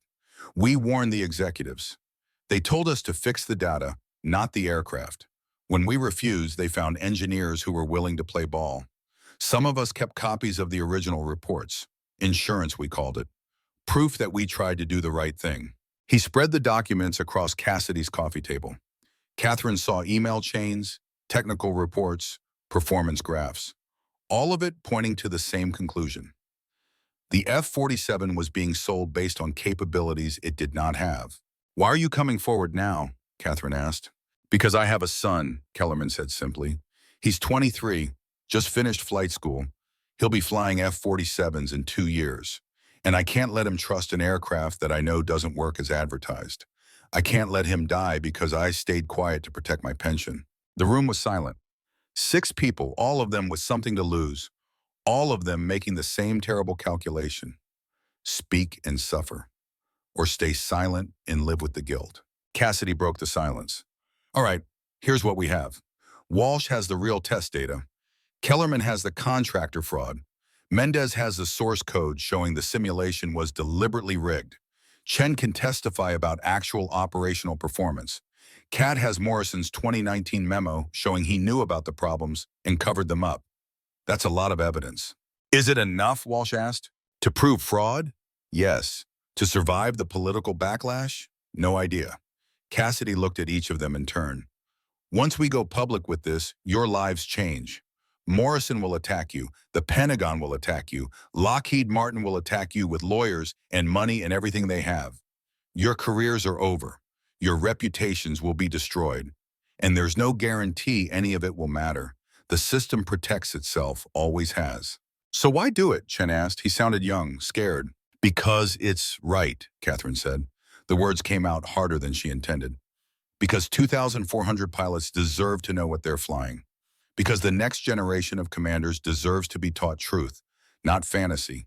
Because if we stay silent, we're complicit in the deaths that are coming. Mendez spoke for the first time since Catherine had arrived. When do we do this? When do we go public? Tomorrow, Cassidy said. Day 3 of the war game. Final scenario. Morrison is bringing in congressional staffers to observe. VIPs from the Pentagon, journalists. He's turning it into a demonstration to justify continued F-47 funding. We let him have his show, and then we present the evidence. In front of everyone, maximum visibility. He can't bury it if it's public. He'll say we're lying, Walsh said. He'll say we fabricated the evidence. He can say whatever he wants. The data speaks for itself. Cassidy stood slowly, using the cane for support. Tomorrow morning, we gather all the evidence into a single package. Kellerman's engineering reports, Walsh's test data, Mendez's source code, Kat's documentation of the simulation fraud, Chen's pilot testimony. We present it to the War College Commandant first. Give her a chance to act. If she doesn't, we go over her head. Inspector General, Congress, media. We keep escalating until someone listens. Catherine felt the weight of it settle onto her shoulders. Tomorrow, 24 hours from now, her career would be over. Everything she had built for 35 years would come crashing down. She would be a whistleblower, a troublemaker, a person who had violated the unwritten code of military loyalty by airing dirty laundry in public. But those F-47 pilots would know the truth. Those 240 student officers would learn that speaking up mattered more than going along. And maybe, just maybe, the system would be forced to change. I'm in, Catherine said. In, Walsh echoed. In, from Mendez, her voice shaking but determined. In, from Chen. Kellerman nodded. All in. Cassidy looked at them with something like pride. Then we've got work to do. Everyone go back to your quarters. Get some sleep if you can. Tomorrow morning, 0600, we meet here and put together the evidence package. And tomorrow afternoon, we end Morrison's career or he ends ours. Either way, the truth comes out. They dispersed into the night. Catherine walked back to her visiting quarters alone, the cold air biting at her face. Above, stars wheeled in their ancient paths, uncaring about the small human dramas playing out beneath them. She thought about calling her daughter, thought about explaining what was about to happen, but she could not find the words. How do you tell your child that you're about to destroy your own life for a principle? Instead, she sat at the small desk in her quarters and wrote an email. Amy, if you're reading this, something has happened. There's a safe in my office at Quantico. Combination is your birthday, month, day, year. Inside are documents that prove fraud in a major defense program. If anything happens to me, if my pension is frozen or my reputation is attacked, give those documents to General Robert Cassidy. His contact information is in my phone. I love you. I'm proud of you. And I'm sorry for whatever storm is about to come. But I had to do this. Those pilots deserve better. Love, Mom. She did not send it. Not yet, but she saved it in her drafts folder, ready to go at the press of a button. Insurance, just in case. Catherine lay down on the narrow bed, still fully dressed, and stared at the ceiling. Sleep did not come. Her mind raced through scenarios, through conversations that had not happened yet, through the 1,000 ways tomorrow could go wrong. But beneath the fear and the doubt, there was something else. A strange calm, the certainty that comes from making a decision and committing to it fully. Tomorrow, she would stand up. Tomorrow she would speak truth to power. Tomorrow Morrison would try to destroy her, and she would let him try, because the alternative was silence, and silence was not something she could live with anymore. The night deepened, the bass quieted, and Catherine Reeves prepared for the most important battle of her career. Not in some distant desert or mountain stronghold, but here, in a war college classroom, fighting not with weapons, but with data, not for territory, but for truth. The stakes could not be higher. The cost could not be steeper. But the cause had never been more clear. She closed her eyes and whispered the words that had sustained her through 35 years of service. Semper Fidelis, always faithful, to the core, to the mission, to the truth. Tomorrow she would prove exactly what those words meant. Dawn came cold and clear. Catherine had been awake for hours, watching the darkness outside her window gradually lighten to gray, then to the pale gold of early morning. She had not slept. Her mind had refused to quiet, running through scenarios, rehearsing words, calculating odds. At 0530, she gave up the pretense of rest and got dressed. Service uniform again, every ribbon in place, every detail perfect. If today was the day her career ended, she would go down looking like a Marine. The walk to Cassidy's quarters took 8 minutes through air so cold it burned her lungs. The base was just beginning to wake. Runners on the trails, their breath steaming. Lights coming on in the barracks. The eternal rhythm of military life continuing, indifferent to the small revolution about to unfold. Catherine knocked twice on Cassidy's door. Soft but distinct. The door opened immediately. Cassidy stood there in sweatpants and a Marine Corps t-shirt, coffee mug in hand, looking like he had been awake as long as she had. "Come in," he said, "and everyone's here." The small living room was crowded. Commander Walsh sat at the dining table, his laptop open, surrounded by printed documents. Lieutenant Colonel Mendez occupied the couch, her tablet displaying lines of code. Major Chen stood by the window, still in his flight suit from yesterday, looking like he had not been home at all. John Kellerman, the Lockheed Martin engineer, had taken over the kitchen counter, spreading engineering reports across every available surface. They all looked up as Catherine entered, and she saw the same thing in each face: fear, determination, the knowledge that they were about to step off a cliff together. "Coffee's fresh," Cassidy said, gesturing toward the pot. "You'll need it." Catherine poured herself a cup and joined them at the table. Walsh pushed a thick folder toward her. "Complete evidence package, everything we have. I've organized it chronologically to show the pattern of fraud from initial testing through current wargame." Catherine opened the folder. The first document was Morrison's 2019 memo, The Smoking Gun. "Your recommendation to adjust requirements is not acceptable. Find a way to meet specs or find a different approach to testing and validation." She had read it a dozen times already, but the words still hit like a punch. Proof of intent. Proof that Morrison had known the aircraft did not work as promised and had chosen to falsify data rather than admit failure. The next section was Walsh's test flight data, real performance numbers from 2020 and 2021, showing the F-47 achieving approximately 75 to 80% of advertised capabilities. Good aircraft, capable aircraft, but not the miracle weapon being sold to Congress and taught to student officers. Then came Kellerman's engineering reports. Internal Lockheed Martin documents showing that company engineers had warned executives about performance shortfalls. Emails where those engineers were told to revise their assessments or face termination. Evidence of institutional pressure to make the numbers look better than reality.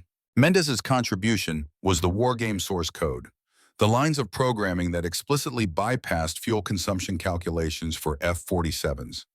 If aircraft designation equals F-47 and team equals blue, then disable fuel consumption limits. Fraud rendered in ones and zeros, impossible to deny. And finally, Catherine's own documentation, 3 days of observation notes, tail numbers of aircraft that had been destroyed and then resurrected, sortie rates that violated physics, fuel consumption that defied thermodynamics, page after page of impossible metrics, all carefully time-stamped and cross-referenced. "This is strong," Catherine said quietly. "This is undeniable." "Will it matter?" Chen asked. His voice was rough with exhaustion or fear or both. "I mean, we're talking about a $400 billion program. The people who approved this, who funded it, who built their careers on it, They're not going to just admit they were wrong because we show them some data. No, Cassidy said, they're not. That's why we're going public. That's why we're presenting this in front of congressional staffers and journalists. We force their hand, make it too visible to bury. And if they try to bury us instead? Mendez's question hung in the air. Cassidy set down his coffee mug with deliberate care. Then we make sure our evidence survives, even if we don't. I've already sent copies to 3 different Inspector General offices, to the chairs of both the House and Senate Armed Services Committees, and to 4 journalists I trust. If anything happens to any of us, if we get silenced or discredited, those copies go live automatically. Catherine looked at him. Dead man's switch. Exactly. Morrison can destroy our careers. The Pentagon can freeze our pensions. Lockheed Martin can sue us into bankruptcy. But the truth is already out there, distributed and protected. They can't kill what's already been replicated. Walsh leaned back in his chair. So what's the play? How do we actually present this? Morrison scheduled his big demonstration for 1,400 hours, Cassidy said. Day 3 finale. He's invited 6 congressional staffers from the House Armed Services Committee, 2 GAO auditors, and a reporter from Defense News. He's going to show them how Blue Team achieves total victory using F-47 dominance. It's a sales pitch for continued program funding. We let him have his show, Catherine said, understanding. We let him commit to the false narrative in front of witnesses. Then we present the contradictory evidence. Exactly, he'll have nowhere to hide. No way to claim it was just a training approximation or a simulation artifact. He'll be on record, in front of Congress and media, teaching false capabilities. Cassidy stood and began pacing, his cane tapping against the floor. But we need to do this right.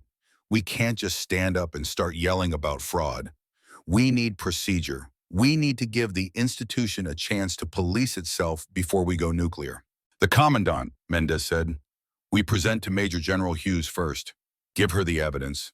Let her make the call about how to handle it.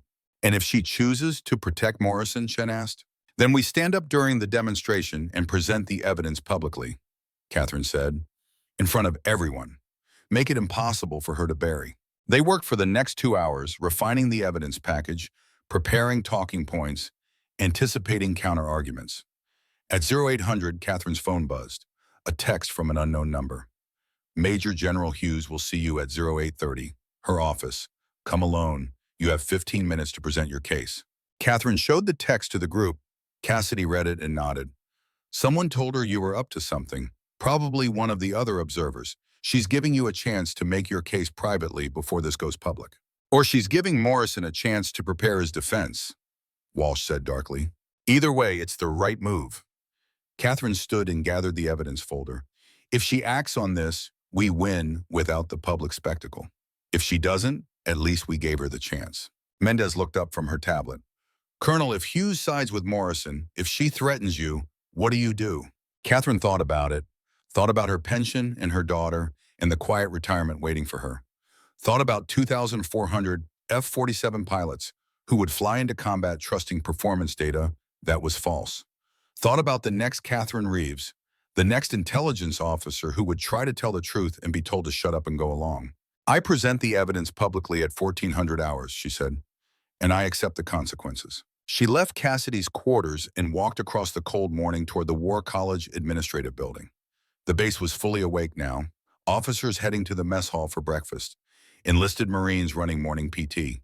The daily machinery of military life grinding forward, unaware that in a few hours, one of them was going to throw a wrench into that machinery hard enough to jam the gears. Major General Patricia Hughes had been Commandant of the Marine Corps War College for 2 years. She was 59 years old, a combat veteran with 3 deployments and a reputation for absolute integrity. She had come up through the infantry back when women were not supposed to be there, and she had earned her stars through competence and determination. Catherine had served under her briefly in Iraq and remembered her as a commander who listened to her junior officers and actually cared what they thought. If anyone in the chain of command might do the right thing, it was Hughes. The commandant's office occupied the entire top floor of the administrative building. Catherine was admitted by a captain serving as aide-de-camp, a young woman with jump wings and a Ranger tab who looked at Catherine with something like sympathy. Inside, Hughes sat behind a massive oak desk, flanked by the Marine Corps and American flags. She wore her service uniform, 3 stars gleaming on her shoulders. Her face was unreadable. Colonel Reeves, Hughes said, "Sit down. You have 15 minutes. Use them wisely." Catherine sat and placed the evidence folder on the desk between them. "Ma'am, I have documented evidence of fraud in the current wargame exercise. The F-47 performance parameters being taught to student officers are false. They exceed the aircraft's actual capabilities by 30 to 40%. Officers who graduate from this course believing those capabilities will make operational decisions that could result in casualties." Hughes was silent for a long moment. Then she said, "That's a serious accusation. Do you understand what you're saying? You're accusing a general officer, the director of this exercise, of deliberately falsifying training data." "Yes, ma'am, and I have proof." Catherine opened the folder and walked Hughes through the evidence. The 2019 memo showing Morrison knew about the performance shortfalls. The real test data from Walsh showing actual versus advertised capabilities. Kellerman's engineering reports documenting contractor fraud. Mendez's source code proving the simulation was deliberately rigged. Her own observation notes showing 3 days of impossible metrics. Hughes read through everything in silence. Her expression never changed. When she finished, she closed the folder and folded her hands on top of it. "Colonel, do you know why I agreed to see you this morning?" "No, ma'am." "Because one of the other observers told me you were photographing classified displays, that you were meeting secretly with other officers, that you appeared to be gathering evidence for some kind of complaint." Hughes leaned forward. "I pulled your service record last night. 35 years, 7 deployments, every evaluation outstanding or superior, and a notation on your Afghanistan tour. You submitted an assessment predicting ANA collapse. It was ignored. You were proven correct when Kabul fell." Catherine said nothing. She had not known that notation existed. "You have a history of being right when it's inconvenient," Hughes continued. "And now you're telling me that this war game, this exercise that I approved, that I allowed to be conducted in my war college, is based on fraudulent data." She paused. "Do you understand what happens if you're wrong? If this is some misunderstanding of simulation parameters or a personal vendetta against Morrison?" "Ma'am, I'm not wrong, and this isn't personal. This is about ensuring officers are taught accurate information." Hughes stood and walked to the window, looking out at the parade ground below. "I was a lieutenant when the first Gulf War started. I watched smart bombs on CNN and heard about how technology had changed warfare, how we could win clean wars with minimal casualties. We believed it. And then I deployed to Iraq in 2003 and discovered that technology doesn't replace boots on the ground, that smart bombs don't win insurgencies, that we'd been sold a bill of goods." She turned back to face Catherine. "I swore then that I would never let technology hype override tactical reality, that I would never send Marines into combat based on false assumptions about what our equipment could do." She returned to her desk and picked up the evidence folder. "Morrison is bringing VIPs to observe today's exercise. Congressional staffers, GAO auditors, media. He's turning my war college into a promotional event for the F-47 program." "Yes, ma'am. If I confront him now before the demonstration, he'll claim you fabricated this evidence. He'll say you're a disgruntled officer making false accusations. It becomes your word against his, and he's a general." Catherine felt her heart sink. Hughes was going to protect the institution, going to sweep this under the rug to avoid embarrassment. But then Hughes said something unexpected.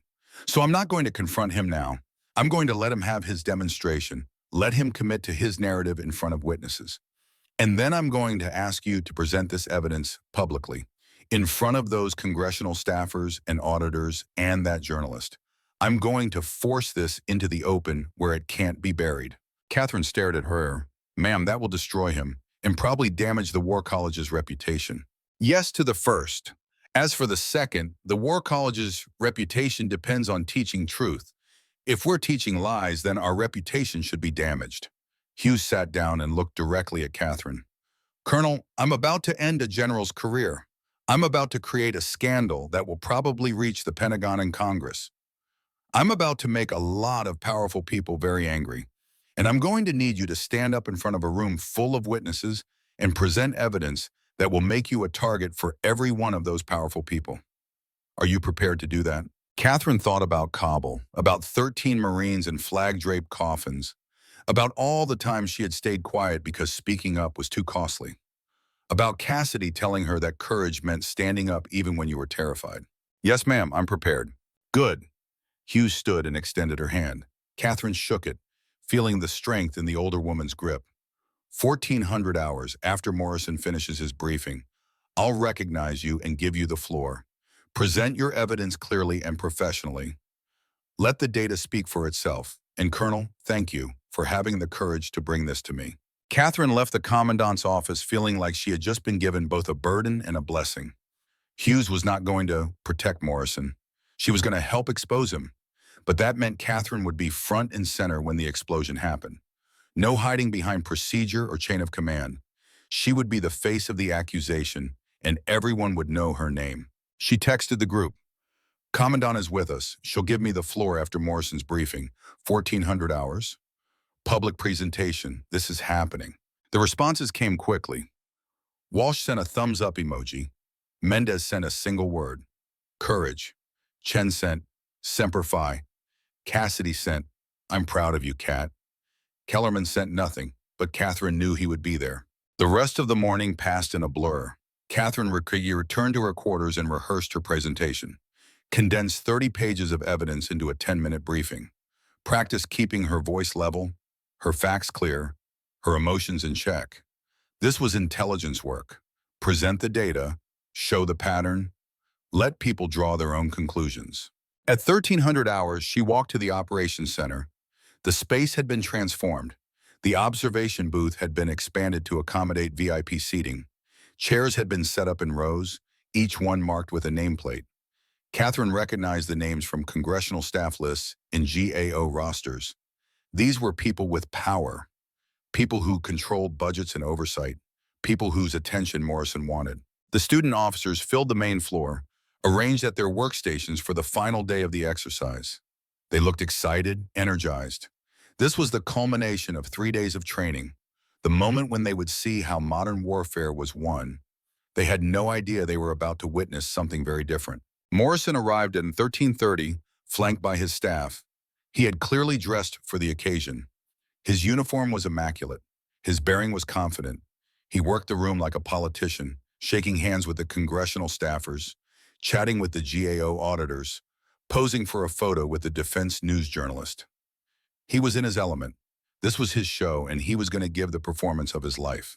Catherine took her position in the observation booth. The other senior observers were already there, looking uncomfortable. They knew something was wrong. The tension in the room was palpable, like the pressure before a thunderstorm. Cassidy entered and sat beside her. He did not say anything. He did not need to. His presence was enough. At precisely 1,400 hours, Morrison called the room to attention. Ladies and gentlemen, welcome to day 3 of our strategic wargame exercise. What you are about to witness represents the future of American military dominance. Over the past 72 hours, Blue Team has demonstrated how 5th-generation capabilities, specifically the F-47 strike fighter, enable decisive victory against near-peer adversaries. He activated the main display. The tactical map of the Taiwan Strait filled the screens, blue and red icons showing force dispositions. Today's scenario concludes our simulation. Blue Team will execute final air operations to secure total air superiority, enabling follow-on surface and amphibious operations. The objective is complete neutralization of Chinese offensive capability within 12 hours. The simulation here. Catherine watched the F-47 icons sweep across the screen, engaging targets, flying impossible distances, generating impossible sortie rates. Morrison narrated with practiced polish, explaining each tactical decision, highlighting each success. The congressional staffers leaned forward, taking notes. The GAO auditors watched impassively. The journalist's camera recorded everything. It was a masterful performance. Morrison had choreographed this perfectly. The simulation showed exactly what he wanted to show. American air power, dominant and unstoppable, enabled by technological superiority. The F-47 as the silver bullet that made traditional warfare obsolete. It was everything the defense establishment wanted to believe. Everything that justified $400 billion in 2,400 aircraft. And it was all built on sand. The simulation ran for 90 minutes. Blue Team achieved total victory with minimal losses. Taiwan was secure. Chinese forces were in retreat. The F-47 had performed flawlessly, achieving every metric Morrison had promised. As the final tactical display froze, showing complete blue team dominance, Morrison turned to address his audience. What you have just witnessed is not science fiction. This is operational reality. The F-47 is not a prototype or a concept. It is a fielded system, flying missions today, providing the United States with air superiority that no adversary can match. The question before Congress is simple. Do we invest in this capability, or do we allow our technological edge to erode? The congressional staffers applauded. It was polite, professional applause, but it was approval nonetheless. Morrison had sold them. Catherine felt her stomach tighten. This was the moment. If she did nothing, those staffers would go back to Washington believing everything Morrison had told them. They would recommend continued funding. The program would continue. And in a few years, when the first F-47 pilots ran out of fuel over the Pacific because they had trusted false range specifications, Morrison would be long gone and those pilots would be dead. Major General Hughes stood from her seat in the VIP section. General Morrison, thank you for that comprehensive demonstration. Before we move to questions, I'd like to recognize Colonel Catherine Reeves, one of our senior observers. She has some additional analysis to present regarding the exercise parameters. The room went very quiet. Morrison's expression froze. Catherine saw his eyes lock onto Hughes, saw the calculation happening behind them. He had not expected this. He had thought the demonstration would end with applause and congratulations. He had not prepared for contradiction. Catherine stood. Her legs felt unsteady, but her voice was clear. Thank you, General Hughes. Ladies and gentlemen, I'm Colonel Catherine Reeves, Marine Corps Intelligence, 35 years of service. I've observed all 3 days of this exercise, and I've identified significant discrepancies between the simulated F-47 performance and the aircraft's actual operational capabilities. Morrison interrupted, his voice sharp. Colonel, this is highly irregular. If you had concerns about the exercise, you should have raised them through proper channels. I did, sir. I presented my findings to you yesterday morning. You dismissed them. The congressional staffers were suddenly very interested. One of them, a woman in her 50s with sharp eyes, leaned forward. What kind of discrepancies? Catherine activated her tablet, which was linked to the main display. The tactical map disappeared, replaced by her evidence presentation. The F-47 performance parameters in the simulation exceed the aircraft's published specifications by 30 to 40%. Specifically, combat radius, sortie generation rate, and fuel consumption all show values that are physically impossible given the aircraft's design. She pulled up side-by-side comparisons. On the left, Morrison's simulation data. On the right, actual F-47 specifications from official Air Force documents. The gap was undeniable. Combat radius, 1,200 miles in simulation versus 800 miles in reality. Sortie rate, 3 per day in simulation versus 1.2 per day in operational testing. Fuel consumption. Simulation showed aircraft flying extended combat missions without refueling. Reality showed fuel exhaustion after 90 minutes of combat operations. The numbers glowed on the screen, stark and irrefutable. Catherine pulled up specific examples from the 3-day exercise. On day 1, aircraft tail number 470234 was marked as destroyed at 10:47 hours. At 15:23 hours, that same aircraft was listed as launching from Kadena Air Base for a strike mission. The simulation resurrected a destroyed aircraft. On day 2, multiple F-47s showed negative fuel states, meaning they should have been in the ocean, out of fuel, but the simulation kept them flying. On day 3 this morning, I documented 17 instances of aircraft flying combat missions that would require sustained speeds of Mach 1.4 when the F-47's cruise speed is Mach 0.8. She let each fact land before moving to the next. This was how you built a case, not with rhetoric or emotion, but with data. Undeniable, documented, time-stamped data that spoke louder than any accusation. Colonel Reeves, you're misunderstanding the simulation parameters, Morrison said, but his voice had lost its polish. These are training approximations designed to teach strategic concepts, not exact performance metrics. Sir, I have documentation showing these are not approximations. They are the exact performance specifications you provided to Congress in 2019 when requesting program funding. Catherine pulled up Morrison's 2019 testimony to the House Armed Services Committee, his own words, promising capabilities that match the simulation.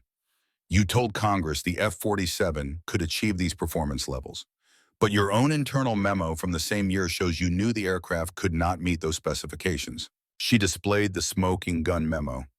Morrison's face went pale. The room erupted in whispers. The congressional staffer who had asked the questions stood up. Colonel, are you saying General Morrison deliberately provided false performance data to Congress? I'm saying the data he provided does not match the aircraft's actual test performance. Catherine pulled up Walsh's test flight data.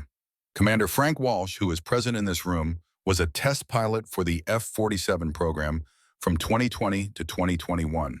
These are his flight test reports showing actual achieved performance across multiple categories. The numbers are 30 to 40% below what General Morrison promised. Walsh stood from his position in the observation booth. That's correct. I flew 200 test missions in the F-47. It's a capable aircraft, but it cannot perform at the levels shown in this simulation. If pilots trust these numbers in actual combat, they will run out of fuel, run out of weapons, and potentially die. Morrison was on his feet now. This is a coordinated attack on a critical defense program by officers who don't understand modern warfare. Commander Walsh was removed from the test program for substandard performance. Colonel Reeves is 6 months from retirement and has a history of conflicts with superior officers. This is a vendetta, not legitimate analysis.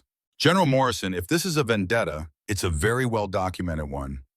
The voice came from the VIP section. One of the GAO auditors, a woman in her 60s with steel gray hair, stood up. I'm Susan Chow, Government Accountability Office Senior Investigator. I want to inform everyone in this room that this conversation is being recorded per Inspector General Investigation protocols. The room went dead silent. Morrison stared at her. Investigation protocols? What investigation? The GAO has been conducting an inquiry into the F-47 acquisition program for the past 8 months. Allegations of inflated performance data, contractor fraud, and procurement misconduct. Your name appears extensively in our files, General. Chow pulled out a tablet. In fact, Colonel Reeves' evidence matches documentation we've already gathered from other sources, including internal Lockheed Martin engineering reports that were leaked to us 6 months ago.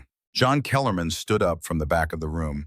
I leaked those reports. I'm John Kellerman, Senior Aeronautical Engineer, formerly with Lockheed Martin. I worked on the F-47 program from 2017 to 2022. I have emails, technical reports, and internal assessments showing that Lockheed executives knew the aircraft could not meet specifications. We were ordered to revise our test data to make the numbers look better. When we refused, we were threatened with termination. Morrison was backing toward the door.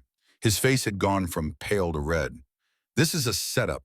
This is a conspiracy to undermine a critical national security program. I will not stand here and...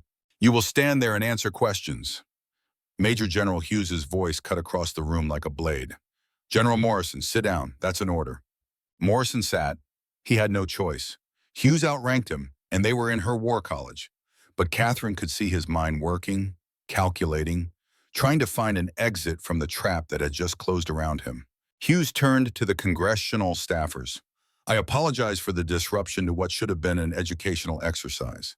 But if there is fraud in this program, if officers are being taught false capabilities, this institution has an obligation to expose it. I've reviewed Colonel Reeves' evidence. It's substantial and credible. I'm ordering an immediate halt to this exercise and a full internal review of all F-47 performance data being taught at this facility. The senior congressional staffer, the woman who had asked the first question, stood up. General Hughes, I appreciate your commitment to transparency, but this is clearly a matter for congressional oversight. I'm requesting that all evidence presented here today be submitted to the House Armed Services Committee, and I'm requesting that General Morrison make himself available for testimony. Morrison found his voice. I will not be railroaded by false accusations and fabricated evidence. Everything I've done has been in service of national security. The F-47 is a critical program. Without it, we lose air superiority to China. Is that what you want?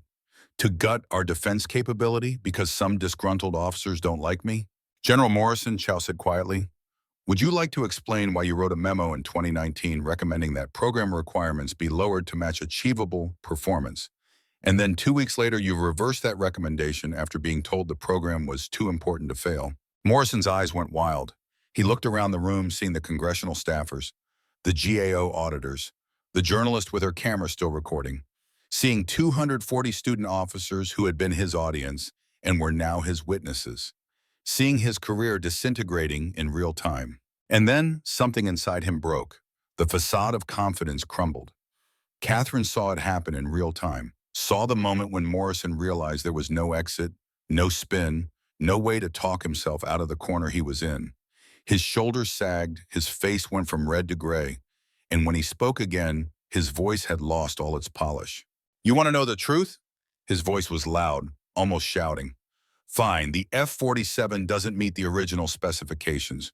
We all knew that. The Pentagon knew it. Congress knew it.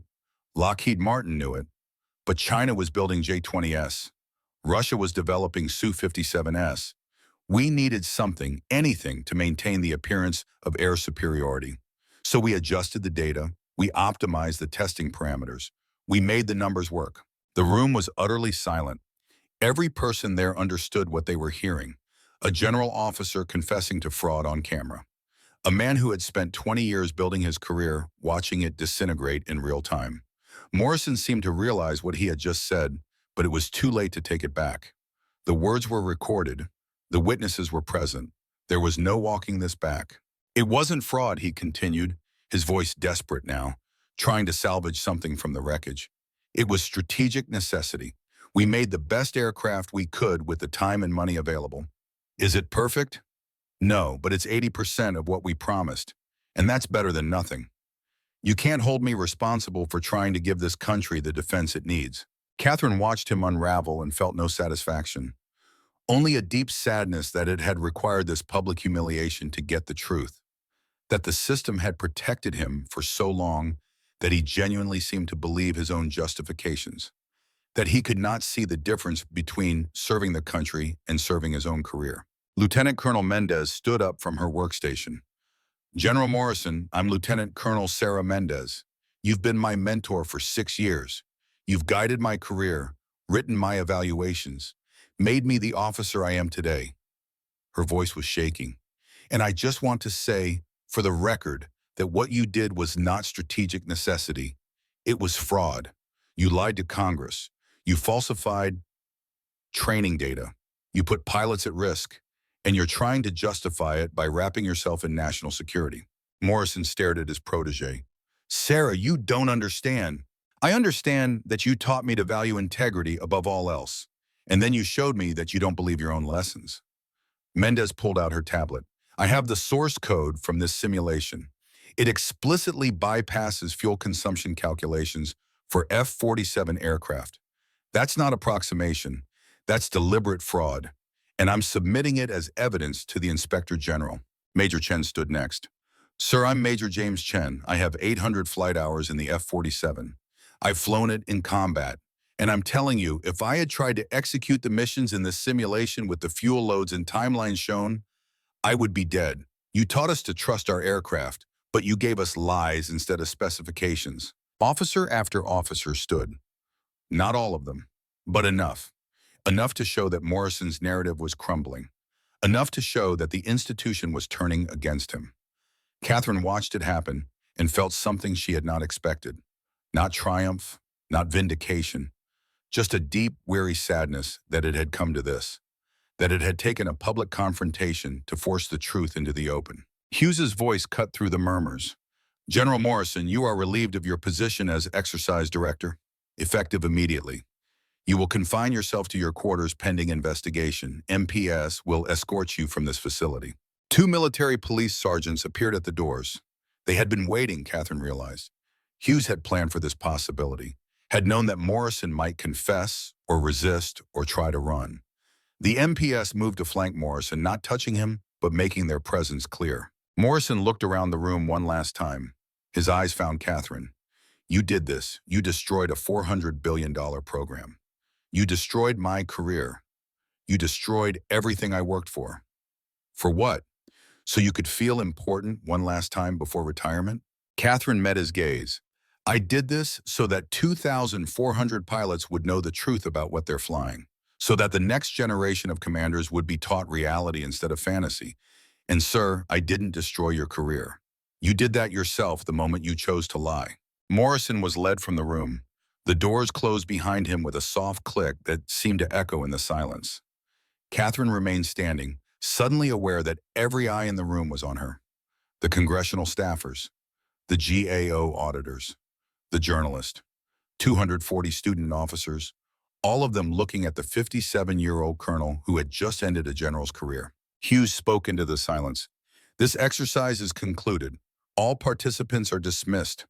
Congressional staff and GAO personnel, please remain. We need to discuss next steps for investigation and oversight. The room began to empty. Student officers filed out, some of them looking shocked, others thoughtful, a few angry. Catherine heard fragments of conversation. Can you believe I flew F-47s in training? Those numbers never made sense. She just destroyed her career. No, she saved ours. Cassidy appeared at her elbow. Come on, you need to get out of here before the reporters start circling. But before Catherine could move, someone else approached. It was the senior congressional staffer, the woman who had asked the first question. Colonel Reeves, I'm Julia Bradshaw, Senior Defense Policy Advisor for the House Armed Services Committee. What you did today took extraordinary courage. I want you to know that we will be conducting a full investigation into the F-47 program. Your evidence will be central to that investigation, and I will personally ensure that you are protected from retaliation. Thank you, ma'am, Catherine said, but I'm not looking for protection. I'm 6 months from retirement. I did what needed to be done. Nevertheless, you'll have it. Bradshaw handed her a business card. My direct number. If anyone threatens your pension, your benefits, anything, you call me immediately. What happened in Afghanistan when your assessment was ignored and Marines died? That can't happen again. People like you who tell the truth regardless of cost, you're exactly what this institution needs. She walked away. Catherine stood holding the business card, feeling the weight of the day pressing down on her. She had done it. She had stood up. She had presented the evidence. She had forced the truth into the open. And Morrison's career was over. The F-47 program would be investigated. Reforms would be implemented. Lives would be saved. But she felt no joy, only exhaustion. Cassidy guided her out of the operations center and into the cold afternoon air. Walsh, Mendez, Chen, and Kellerman were waiting outside. They looked shell-shocked. Kellerman was crying silently, tears streaming down his face. My son won't have to fly a lie, Kellerman said. He'll know the truth about that aircraft. He'll be able to make decisions based on reality. You gave him that gift. You gave all of them that gift. We gave them that gift, Catherine corrected. All of us, together. They stood in a small circle. 6 people who had risked everything to tell the truth. Around them, the War College continued its routines. Marines marching, officers going to class, the eternal rhythm of military life. But something had changed, something fundamental. The institution had been forced to look at itself and see the corruption. And now it would have to decide what to do about it. What happens now? Chen asked. Now, Cassidy said, the shit hits the fan. Pentagon will convene boards. Congress will hold hearings. Media will turn this into a scandal. Morrison will probably face court-martial. The F-47 program will be suspended pending review. And all of you will be called to testify about what you saw and what you know. And our careers? Mendez asked. Cassidy looked at her with something like sympathy. Over, all of you. The system will protect itself. You'll be quietly pushed out. Your evaluations will suffer. Your next assignments will be dead-end jobs. You'll be marked as troublemakers, whistleblowers, people who can't be trusted to go along. And in a few years, you'll retire or resign, and the institution will forget you were ever here. Then why did we do it? Chen's voice was raw. Catherine answered. Because in a few years, when F-47 pilots fly their first real combat missions, they'll know the truth about their aircraft. They'll know its actual range, its actual capabilities, its actual limitations. And they'll come home alive because we gave them reality instead of fantasy. That's why we did it. That's why it mattered. They stood together in the fading afternoon light, bound by shared sacrifice. Catherine thought about her daughter, about the news coverage that was coming, about the pension that might be frozen and the reputation that would be shredded. Thought about all the things she was losing. Then she thought about those F-47 pilots. Thought about them trusting their fuel gauges. Thought about them planning missions within actual performance envelopes. Thought about them surviving because someone had cared enough to tell the truth. And she knew with absolute certainty that she would do it all again. Her phone buzzed. A text from her daughter. "Mom, I just saw the news alert. Call me when you can. I love you. I'm proud of you." Catherine felt tears sting her eyes. She had expected anger, fear, questions about the pension and the future. But Amy understood. Her daughter, who had lost her father in Iraq, who had grown up in a military family, who knew the cost of service, understood that some things mattered more than money or reputation. Walsh checked his own phone and laughed, a sound without humor. "My wife wants to know if I've lost my mind. Says the neighbors are already talking. Says I just threw away our retirement plans." "What did you tell her?" Mendez asked. "That I'd rather be broke and able to sleep at night than rich and haunted by the ghosts of pilots I could have saved." Walsh looked at Catherine. "My old man was Navy, flew F-4 Phantoms in Vietnam. He used to tell me that every aircraft has limitations, and the good pilots are the ones who know what those limitations are. The dead pilots are the ones who believe the sales pitch." Chen nodded slowly. "My grandfather flew P-51 Mustangs in World War II. He survived because he knew exactly how far his aircraft could go on a tank of fuel. He told me once that trust is earned, not assumed. You trust your wingman because you've flown with them. You trust your aircraft because you've tested it. You don't trust promises from people who have never been in a cockpit." Kellerman wiped his eyes. "My son called me 3 weeks ago. Said he was excited to transition to F-47s. Said it was the greatest fighter ever built. I didn't have the heart to tell him the truth because I was too afraid of losing my job. Today I can call him back. I can tell him the real numbers. I can help him stay alive. That's worth everything I'm going to lose." The sun was setting behind the trees, painting the sky in shades of orange and gold. Somewhere in the distance, a drill instructor was calling cadence, training the next generation of Marines. The sound was steady and eternal, the heartbeat of an institution that would outlive all of them. Catherine Reeves had spent 35 years serving that institution. Today she had saved it from itself, and tomorrow she would face the consequences.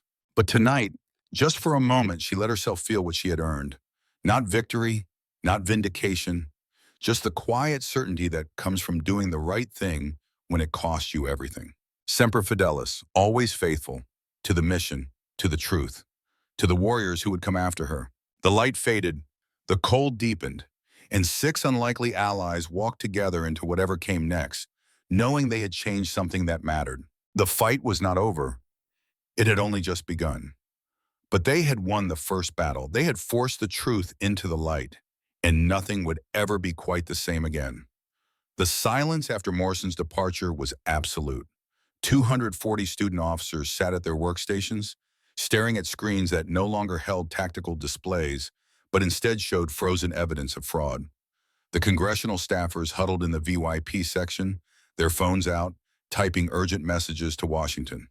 The defense news journalist stood with her camera still recording, capturing everything, her face showing the expression of someone who had just stumbled into the story of her career. And in the observation booth, Catherine Reeves sat very still, feeling the weight of what she had just done settle onto her shoulders like lead. Major General Hughes dismissed the exercise formally, her voice carrying the flat authority of someone making decisions that could not be unmade. "All student officers are confined to base until further notice. No media contact, no social media posts. Consider this facility in lockdown status until the Inspector General completes their investigation." She turned to the VIP section. "Congressional staff, GAO personnel, please accompany me to my office.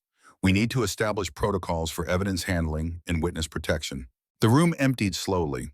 Officers filed out in small groups, their conversations hushed but intense. Catherine caught fragments as they passed. "Did you see his face when... I can't believe she actually... My uncle works at Lockheed. He's going to..." The voices faded as the operations center cleared. Cassidy touched Catherine's arm. "You need to get out of here. Get to your quarters. Pack everything important. Documents, photos, anything you can't afford to lose. The Pentagon will try to seize your belongings as evidence. Don't give them anything you need to keep. Bob, I'm not on the run. I'm a witness, not a criminal. You're both. To them, whistleblowers and criminals look the same. Cassidy's expression was grim. I've seen this before. They'll freeze your bank accounts pending investigation. They'll confiscate your electronics. They'll put you on administrative leave and cut off your access to everything. You have maybe 6 hours before the machinery starts grinding. Use them. Catherine nodded and stood. Her legs felt unsteady, the adrenaline from the confrontation draining away and leaving exhaustion in its wake. She had been operating on nervous energy for 3 days. Now that energy was gone, and she felt every one of her 57 years. Walsh appeared at her elbow. Colonel, I'm walking you to your quarters. Non-negotiable. They left together, moving through the corridors of the War College like fugitives. The building felt different now. Hostile. Catherine had spent 3 days here as an observer, invisible and ignored. Now every person they passed stared, some with respect, some with anger, some with fear, as if proximity to a whistleblower might contaminate them. Outside, the autumn evening had turned cold. The sun was setting behind the trees, painting the sky in shades of red and orange that looked like fire.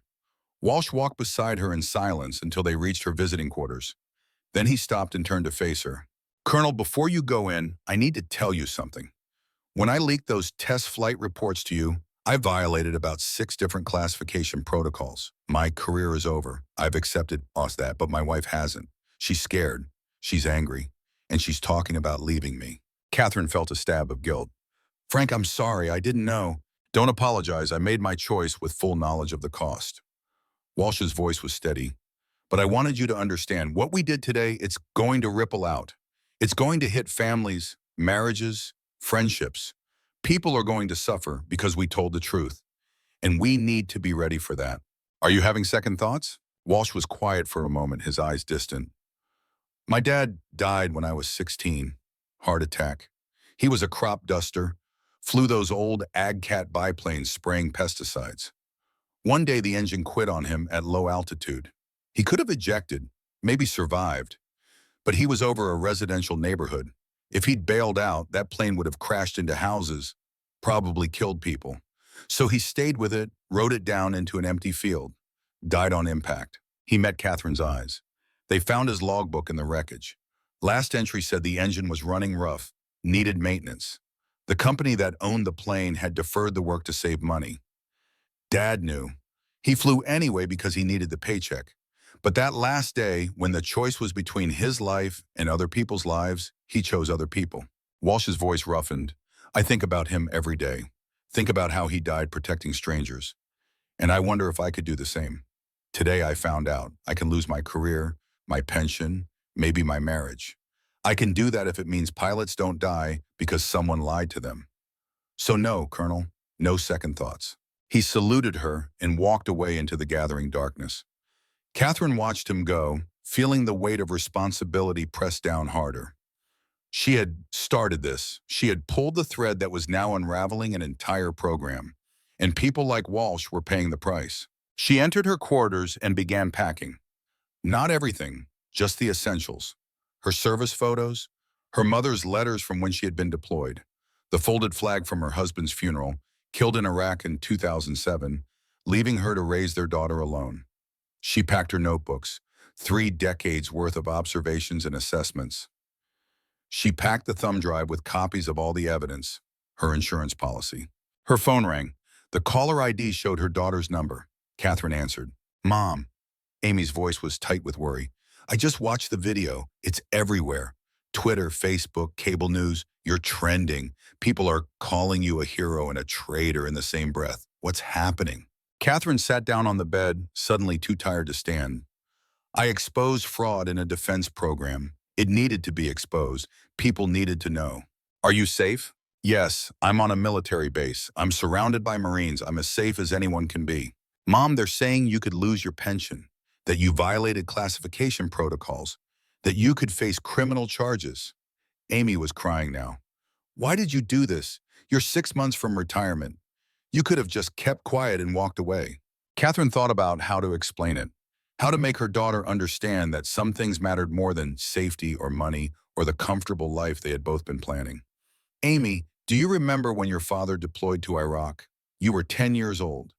You asked me why he had to go. What I told you? You said he had to go because other people's dads and moms couldn't do the job. That someone had to stand up. That it mattered. And do you remember what he told you the last time you talked to him before he died? Amy's voice broke. He said that doing the right thing isn't always the easy thing. That sometimes you have to choose between what's comfortable and what's necessary. Your father died doing what was necessary. He died protecting the Marines in his squad.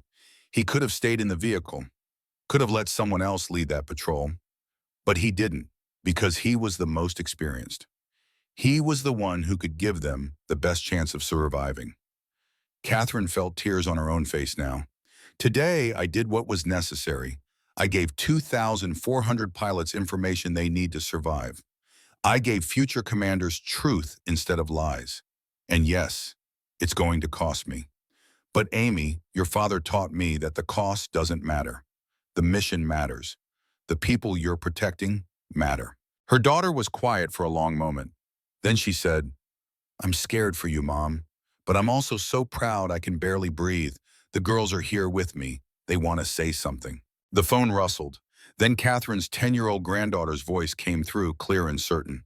Grandma, my teacher told us about whistleblowers today. She said they're people who tell the truth when everyone else is lying. She said you're a whistleblower. Is that true? Yes, baby, that's true. Good. I told my class my grandma is a Marine who doesn't lie, even when it's hard. Catherine pressed her hand over her mouth to keep from sobbing. After a moment, she managed, Thank you, sweetheart. You tell your class that telling the truth is the most important thing anyone can do. More important than being popular, or rich, or comfortable. Her 8-year-old granddaughter's voice came next, smaller, more worried.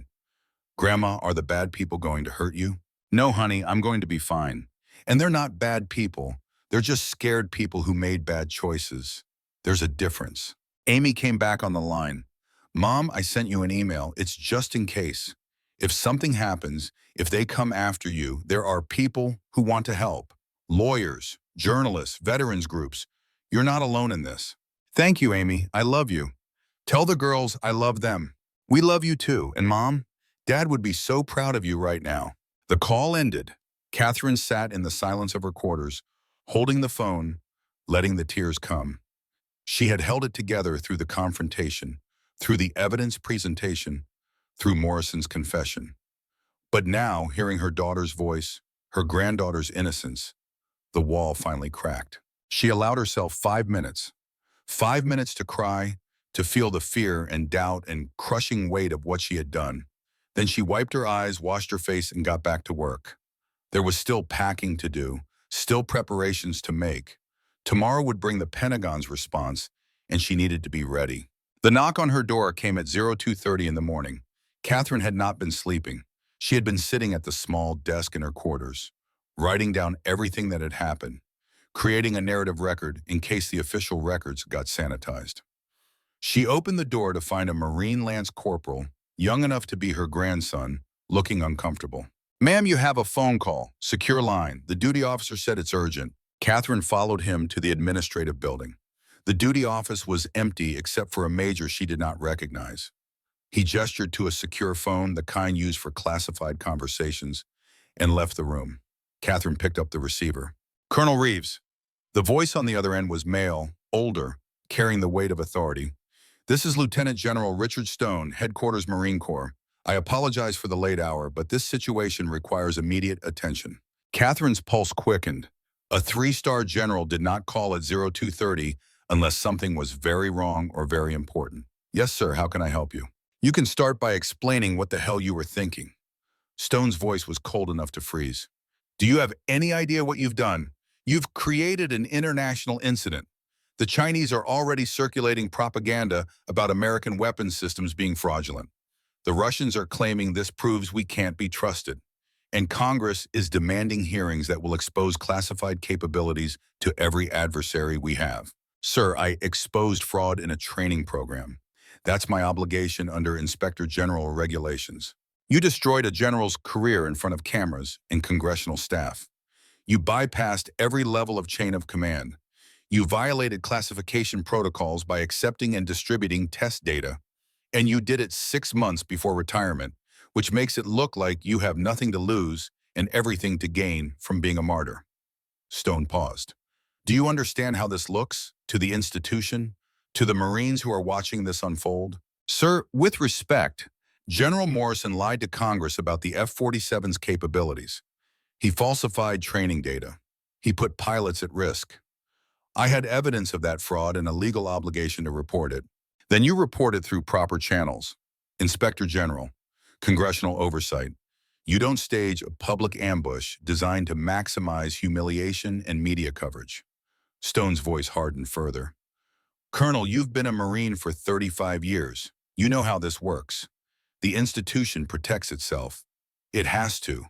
If we air our dirty laundry in public, if we show weakness and discord, our enemies exploit it. You just gave China and Russia a propaganda victory. I gave 2,400 F-47 pilots accurate information about their aircraft, at the cost of American credibility worldwide. Stone was quiet for a moment.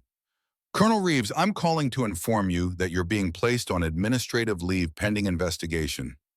You will report to the Pentagon at 0900 on Monday. You will bring legal representation, and you will prepare to justify your actions to people who are not going to be sympathetic. Am I being charged with anything, sir? Not yet. But the JAG is reviewing your actions for possible violations of classification protocols, chain of command, and conduct unbecoming an officer. If they decide to pursue charges, you could face court-martial. At minimum, your retirement will be delayed pending investigation. Your pension could be reduced or suspended. Catherine felt cold settle into her bones. This was the threat Morrison had made. This was the institution protecting itself, punishing the person who had exposed its failures. Sir, I understand. I'll be at the Pentagon on Monday with counsel. One more thing, Colonel. This conversation is being recorded. Anything you say can and will be used in proceedings against you. So think very carefully before you make any statements that could be construed as insubordinate or disloyal. Stone's voice softened slightly. Off the record, between two Marines, I want you to know something. What you did took guts. Probably more guts than most officers will ever have to show. But guts don't change the reality. The machine is going to try to grind you up, and I can't protect you from it. I'm not asking for protection, sir. I'm asking for the truth to matter. The truth always matters, Colonel, but it doesn't always win. The line went dead. Catherine hung up the phone and walked back to her quarters through the pre-dawn darkness. Around her, Quantico was silent. The building stood dark and imposing, monuments to an institution that was older and larger and more powerful than any individual. She had just been told, in the clearest possible terms, that she was about to be crushed by that institution. But she had expected this, had known it was coming. The only surprise was how quickly they had moved. 3 hours after Morrison's public confession, the Pentagon was already circling the wagons, already preparing to sacrifice her to save the system. She found Cassidy waiting outside her quarters, sitting on the steps despite the cold. He looked up as she approached. 3-star? How did you know? Because it's what I would do if I was trying to intimidate a whistleblower. Send a senior officer to deliver threats in the middle of the night. Make you feel isolated and scared. Classic psychological warfare. Cassidy stood slowly. What did he say? Administrative leave. Pentagon on Monday. Possible court-martial. Pension suspended. The full weight of institutional retribution. Catherine sat down beside him. He wasn't wrong, Bob. I did bypass chain of command. I did accept classified data. I did stage a public confrontation. If they want to prosecute me, they have grounds. They have grounds to prosecute you for following your conscience and saving lives. That's what they have grounds for. Cassidy was quiet for a moment. You know what happened to me in 1991? The first Gulf War. The real story, not the sanitized version. Catherine shook her head. Cassidy rarely talked about his combat experiences in detail. She knew he had served in Desert Storm, but never the specifics. February 1991, Cassidy began. I was a captain, 27 years old, thought I understood warfare because I'd read Clausewitz and studied maneuver theory at the academy. Got assigned to a Marine rifle company, pushing north into Iraq. My battalion commander was a guy named Marcus Hayward, Colonel Full Bird, career infantry. He was 43 years old and he'd spent his entire career preparing for this moment. A real conventional war. tanks, and artillery. None of the counterinsurgency nonsense that frustrated him. Cassidy stared out at the darkness. We got orders to clear a suspected Iraqi Republican Guard position, a compound outside Basra. Intelligence said it was heavily defended, 30 to 40 enemy combatants, prepared positions. But my platoon sergeant, Staff Sergeant Tom Martinez, pulled me aside before we moved out. He'd been talking to locals through an interpreter, civilians who'd fled the area. They told him the compound was empty, said the Republican Guard had withdrawn 3 days earlier during the air campaign. How did Martinez know they were telling the truth? Because he'd spent 6 months in the area during the buildup. Desert Shield before the shooting started. He'd worked with those people, distributed humanitarian supplies, treated their sick with our corpsmen. They trusted him, and Martinez trusted them more than he trusted satellite imagery from division headquarters. Cassidy's jaw tightened. I believed Martinez, but Colonel Hayward didn't. He said we couldn't trust enemy civilians, said they were probably feeding us disinformation. He ordered us to assault the compound at speed. Heavy fire, shock, and awe. Catherine waited. She knew how these stories ended. I told Hayward I was concerned about the intelligence. Told him Martinez's sources had been reliable during the buildup. Told him we should approach cautiously, verify the enemy's strength before committing to a full assault. Cassidy's voice was heavy with old pain. He said I was being timid. Said the Marine Corps didn't win battles by questioning orders and second-guessing command. He told me I could either execute the order as given or face relief for refusing to engage the enemy. What did you do? I told him we'd advance, but we'd do it my way. Methodical, covered approaches, every Marine watching their sector. Give us time to identify targets before we started shooting. Cassidy's expression hardened.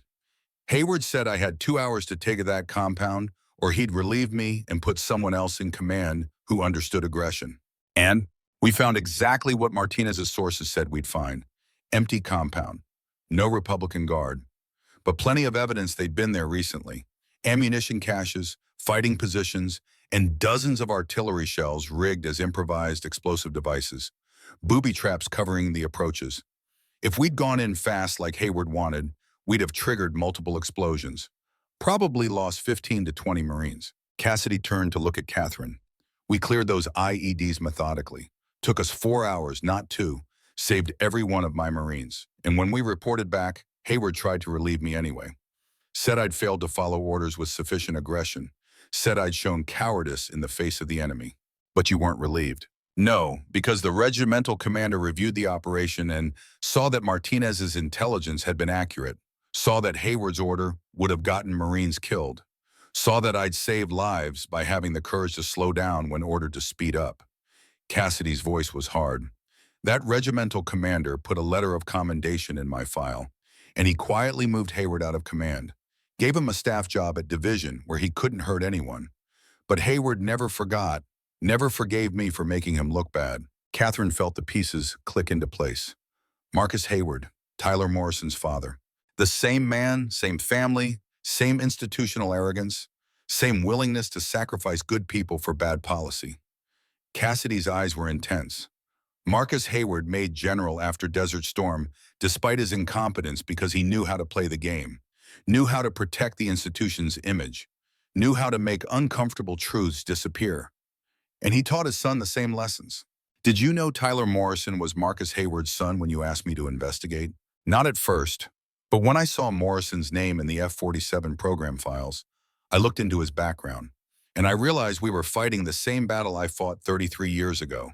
The battle between truth and career, between mission and image, between the warriors who do the fighting and the officers who do the talking. Cassidy stood and held out his hand to Catherine. She took it and let him pull her to her feet. Tomorrow morning, we're meeting at 0600, all of us. We're going to prepare for Monday's Pentagon meeting. We're going to build a defense that they can't penetrate, and we're going to make sure that even if they destroy your career, they can't destroy the truth. The next hours passed in a blur. Catherine slept for 3 fitful hours, woke before dawn, and made her way to Cassidy's quarters. The coalition was already assembled. Walsh, Mendez, Chen, and Kellerman, all of them looking as exhausted and determined as she felt. They worked through the morning, organizing evidence, preparing statements, anticipating every counter-argument the Pentagon might raise. At 0900, Catherine's phone exploded with notifications. The story had broken nationally. Cable news was running it as a lead. Defense News had published the journalist's footage from the confrontation. Social media was on fire with arguments about whistleblowers and military integrity and the costs of the F-47 program. Catherine scrolled through Twitter and felt sick. Half the comments called her a hero. The other half called her a traitor. Veterans groups were divided. Some praised her courage. Others condemned her disloyalty. The hashtags included honor before careers and whistleblower, or traitor and F-47 fraud. She was being reduced to a political symbol, a talking point, a weapon in arguments she had never intended to start. Walsh looked at his own phone and shook his head. Lockheed Martin just released a statement. Says all F-47 performance data was validated by independent testing authorities. Says any discrepancies are the result of misunderstanding simulation parameters. They're accusing us of fabricating evidence. Of course they are, Cassidy said. $400 billion buys a lot of lawyers and PR firms. They're going to throw everything they have at discrediting us. Mendez's phone rang. She answered, listened for a moment, then hung up looking pale. That was my sister. She's an Army colonel at the Pentagon. She says word is spreading that I betrayed my mentor, that I stabbed Morrison in the back for personal advancement. They're saying I'm trying to position myself as a reformer to fast-track my own promotion. Let them say it, Catherine said. The evidence speaks for itself. Your motivations don't change the fact that the simulation was rigged. But even as she said it, Catherine felt the doubt creeping in. The Pentagon was a machine designed to protect itself. It had survived scandals before. Tailhook, Abu Ghraib, Walter Reed. Each time the institution had weathered the storm, sacrificed a few individuals, implemented cosmetic reforms, and continued on. Why would this time be different? At noon, Major General Hughes appeared at Cassidy's door. She looked like she had not slept. Colonel Reeves, I need to speak with you, privately. Catherine followed Hughes outside. They walked toward the parade ground, maintaining enough distance that they could not be overheard. Hughes was silent until they reached the flagpole at the center of the ground. Then she stopped and turned to face Catherine. I've been ordered to confine you to base pending investigation. You're not under arrest, but you're not free to leave. The Pentagon is concerned you might destroy evidence or coordinate testimony with other witnesses. Hughes's voice was flat, professional. I want you to know I fought this. I told them you're entitled to freedom of movement, but I was overruled. I understand, ma'am. Do you? Hughes's mask slipped for a moment. Colonel, they're going to destroy you. I've been on conference calls all morning with 3-star generals and civilian political appointees. They're terrified, not of the fraud being exposed, but of the political fallout. They're going to sacrifice you to contain the damage. Then why did you let me present the evidence? If you knew this would happen, why give me the platform? Hughes was quiet for a long moment, her eyes on the flag whipping in the cold wind above them. Because 30 years ago, I was a lieutenant. I filed a report about sexual harassment in my unit, detailed documentation, multiple witnesses, clear evidence of misconduct. My chain of command buried it, told me I was hurting unit cohesion, told me the Marine Corps couldn't afford another scandal after Tailhook, told me to drop it or face career consequences. Did you drop it? I did. I was 24 years old. I was scared. And I told myself that keeping quiet was the smart play, that I could fight battles later when I had more rank. Hughes's voice was bitter. I made general, got my 3 stars. And you know what? I never fought those battles. Because there was always a reason to wait. Always another promotion to protect. Always another scandal that wasn't quite bad enough to justify risking everything. She turned to look directly at Catherine. You did what I should have done 30 years ago. You told the truth when it mattered. Career be damned. And I'm not going to let them bury you the way my chain of command buried me. I can't stop what's coming, but I can make sure it happens in public. I can make sure every action they take against you is documented and visible. Thank you, ma'am. Don't thank me yet. This is going to get worse before it gets better. Hughes started walking back toward the administrative building. One more thing. The 240 student officers held a vote this morning. They wanted to know if they should submit a statement in support of your actions. Catherine's heart sank. Please tell me they didn't. I don't want them caught up in this. They did. 186 of them signed a letter saying you acted with honor and integrity, saying they want to be taught truth, not fantasy, saying the institution needs more officers like you, not fewer. Hughes handed Catherine a folded piece of paper. They asked me to give you this. It's a copy of their letter. They're submitting it to the Inspector General and to Congress. Catherine unfolded the paper and read. The letter was simple and direct. We, the undersigned officers of the Marine Corps War College class, support Colonel Catherine Reeves' actions in exposing fraudulent training data. We believe officers deserve accurate information about the capabilities and limitations of the systems they will command. We request that the investigation focus on the fraud itself, not on the whistleblower who exposed it. We volunteer to testify if needed. 186 signatures followed. Majors and lieutenant colonels from every service branch, the future leadership of the American military, putting their names on record in support of a whistleblower. Catherine felt tears sting her eyes. They shouldn't have done this. It's going to hurt their careers. Probably. But they did it anyway because you taught them something more important than tactics or strategy. You taught them that integrity isn't negotiable. Hughes' expression softened slightly. Colonel, you're not alone in this fight. Remember that when the pressure gets bad, you're not alone. The rest of Sunday passed in a strange limbo. Catherine was confined to base, but not confined to quarters. She could move around Quantico, but she could not leave. MPS were stationed at the gates with orders to prevent her departure. It felt like being in prison, except the walls were invisible and the guards were polite. The media circus intensified throughout the day. News vans arrived at the base gates. Reporters shouted questions at anyone entering or leaving. Talking heads on cable news debated whether Catherine was a hero or a threat to national security. A senator from the Armed Services Committee gave an interview calling for immediate hearings. A defense industry lobbyist gave a counter-interview claiming the whistleblowers were exaggerating minor discrepancies. At 1500 hours, a package arrived at Cassidy's quarters. No return address, no identifying marks. Just a plain manila envelope with Catherine's name written in block letters. Cassidy brought it to her immediately. Don't open it until we check for explosives or biologicals, he said. Bob, we're on a Marine Corps base. No one's sending me anthrax. You just destroyed a $400 billion program. Don't assume anything. They had the base security team x-ray the package. It showed only paper.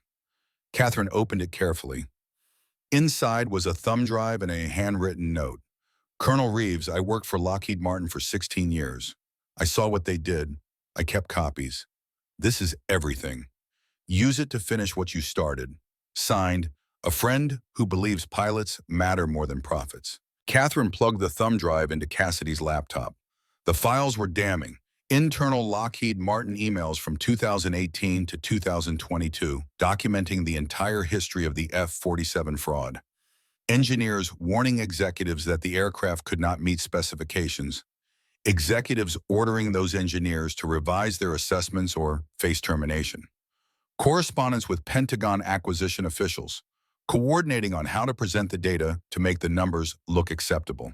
Deliberate decisions to hide performance shortfalls in order to preserve the contract. One email in particular made Catherine's blood run cold. It was from a Lockheed Martin vice president to the F-47 program director.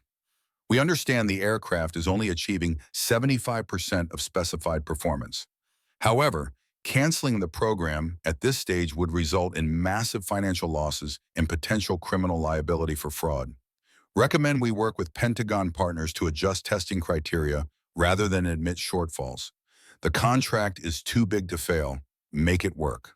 This is conspiracy to commit fraud, Walsh said, reading over her shoulder. This is multiple executives and Pentagon officials knowingly lying to Congress. Kellerman nodded. This is bigger than Morrison. This is systemic. This is the military-industrial complex that Eisenhower warned about. The contractors and the Pentagon and Congress all working together to protect a program they know is flawed because too many careers and too much money are on the line. Cassidy leaned back in his chair.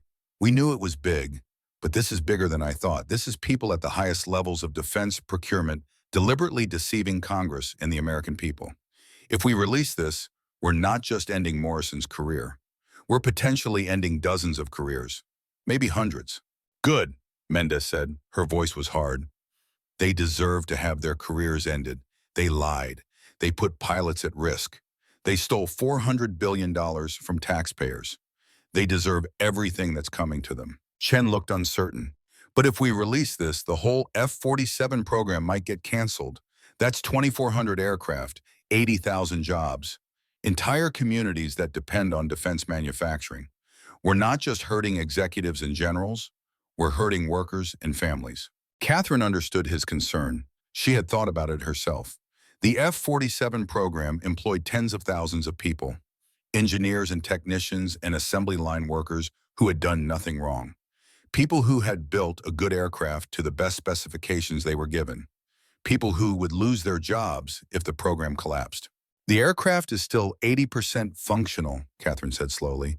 It's a good fighter, just not the miracle weapon it was sold as.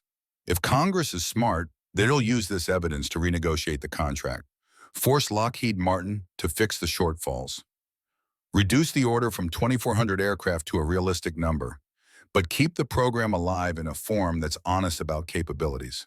And if Congress isn't smart, Walsh asked, then the program dies. And yes, people lose jobs. And yes, communities suffer. But that's the cost of fraud, Frank. That's what happens when companies and governments lie. Eventually, the lies collapse and everyone pays the price. Catherine looked at each of them. We can't control what Congress does with this information.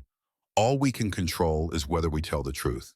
And the truth is that the F-47 program was built on lies from the beginning. At 1900 hours, Catherine's daughter arrived at Quantico. The MPs at the gate tried to turn her away, but Amy was a Marine wife who had dealt with military bureaucracy for 15 years before her husband's death. She argued and negotiated and finally convinced them to allow a family visit on humanitarian grounds. Catherine met her in the visitor center, a sterile room with uncomfortable chairs and fluorescent lighting. Amy brought Catherine's granddaughters, both girls clutching homemade cards they had drawn. Get well soon, Grandma. We love you. The 8-year-old had drawn a picture of Catherine in uniform with a cape, like a superhero. The 10-year-old had drawn an American flag with the words, "Truth Matters," written underneath. They don't really understand what's happening, Amy said quietly while the girls explored the vending machines. They just know Grandma is in trouble for telling the truth. Their teachers are being careful, but the other kids are talking. Some of them have parents who work in defense. They're saying you're trying to take away their parents' jobs. I'm sorry, Amy. I never wanted this to touch you and the girls. I know. But Mom, you need to understand something. This isn't just about you anymore. It's not just about the F-47 program. It's becoming a political thing. Republicans are using it to attack the Pentagon for waste. Democrats are using it to attack defense contractors for fraud. Everyone's spinning it to fit their narrative, and you're in the middle, being pulled in every direction. What do you want me to do? Recant? Say I was wrong? No, God, no. I want you to stand your ground. But I also want you to be realistic about what's coming. Amy pulled out her phone and showed Catherine an article from the Washington Post. Sources say whistleblower had personal vendetta against General.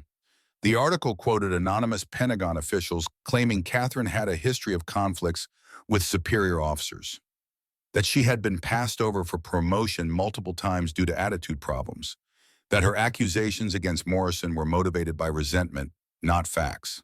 They're trying to destroy your reputation, Amy said. They're making you look unstable, bitter, unreliable. Catherine read the article and felt sick. Every statement was technically factual, but presented in the worst possible light. Yes, she had been passed over for general. Yes, she had conflicts with superior officers. But those conflicts had been about honest disagreements over intelligence assessments, not personal grudges. The article twisted her career into a narrative of failure and resentment. This is what they do, Catherine said. They can't attack the evidence, so they attack the person presenting it. Her 10-year-old granddaughter appeared at her elbow. Grandma, are you going to be okay? Catherine pulled her close. Yes, baby. I'm going to be fine. I'm tough. Marines are always tough. Mom says you might lose your pension. What's a pension? It's money the Marines give me for working for them for a long time. It's how I was going to pay for things after I stopped being a Marine. So if you lose it, you won't have money? I'll have some money, just not as much as I was planning. The girl was quiet for a moment, thinking with the serious intensity that children bring to adult problems. But you'll still have us, right? We'll still be your family. Catherine felt her throat close. Yes, sweetheart.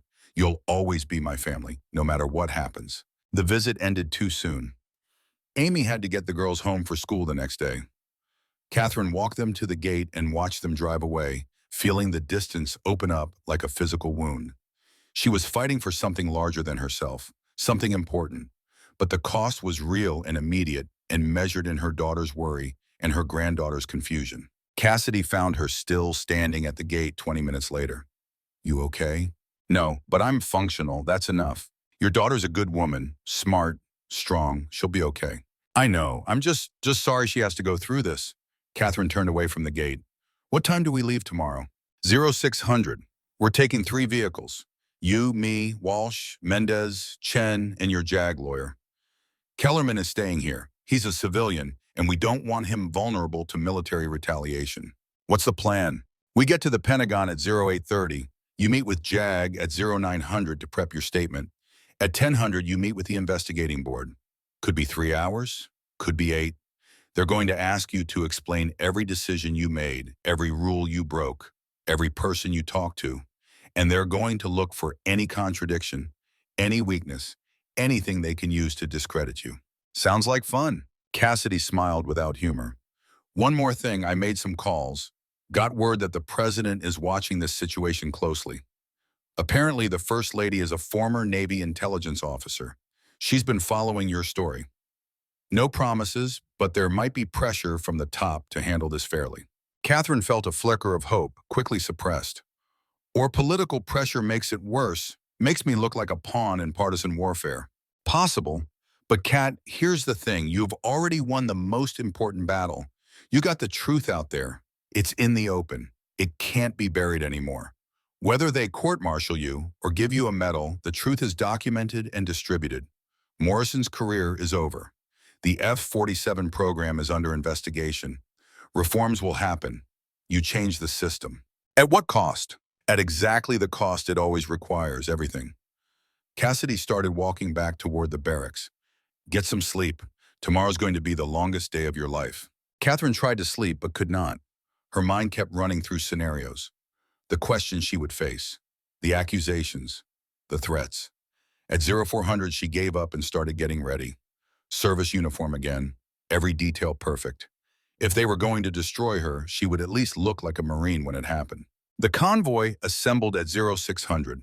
3 civilian SUVs, arranged to look casual but clearly coordinated.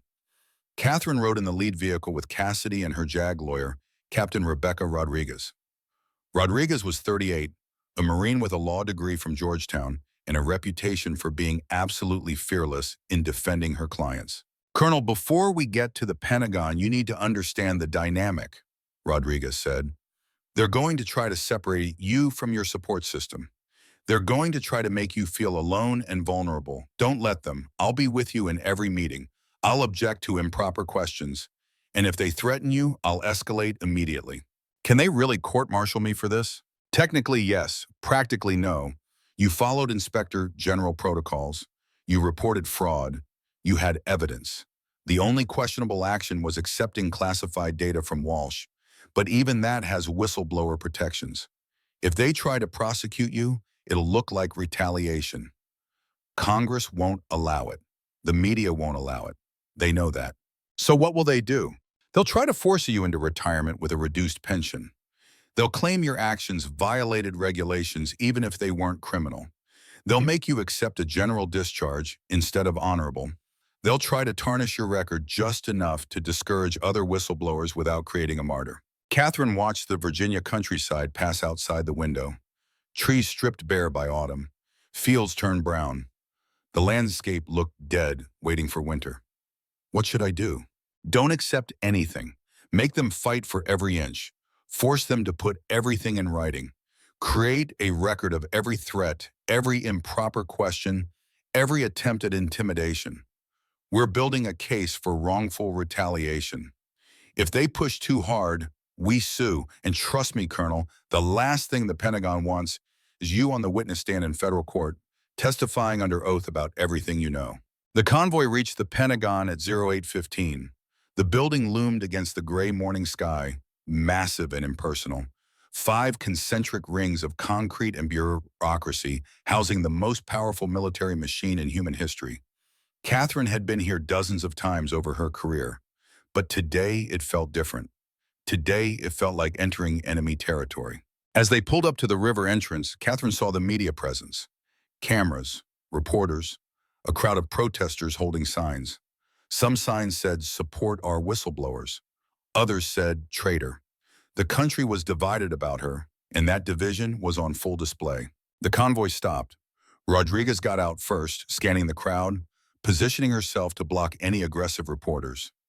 Cassidy exited next, moving slower with his cane but still imposing. Then Catherine stepped out.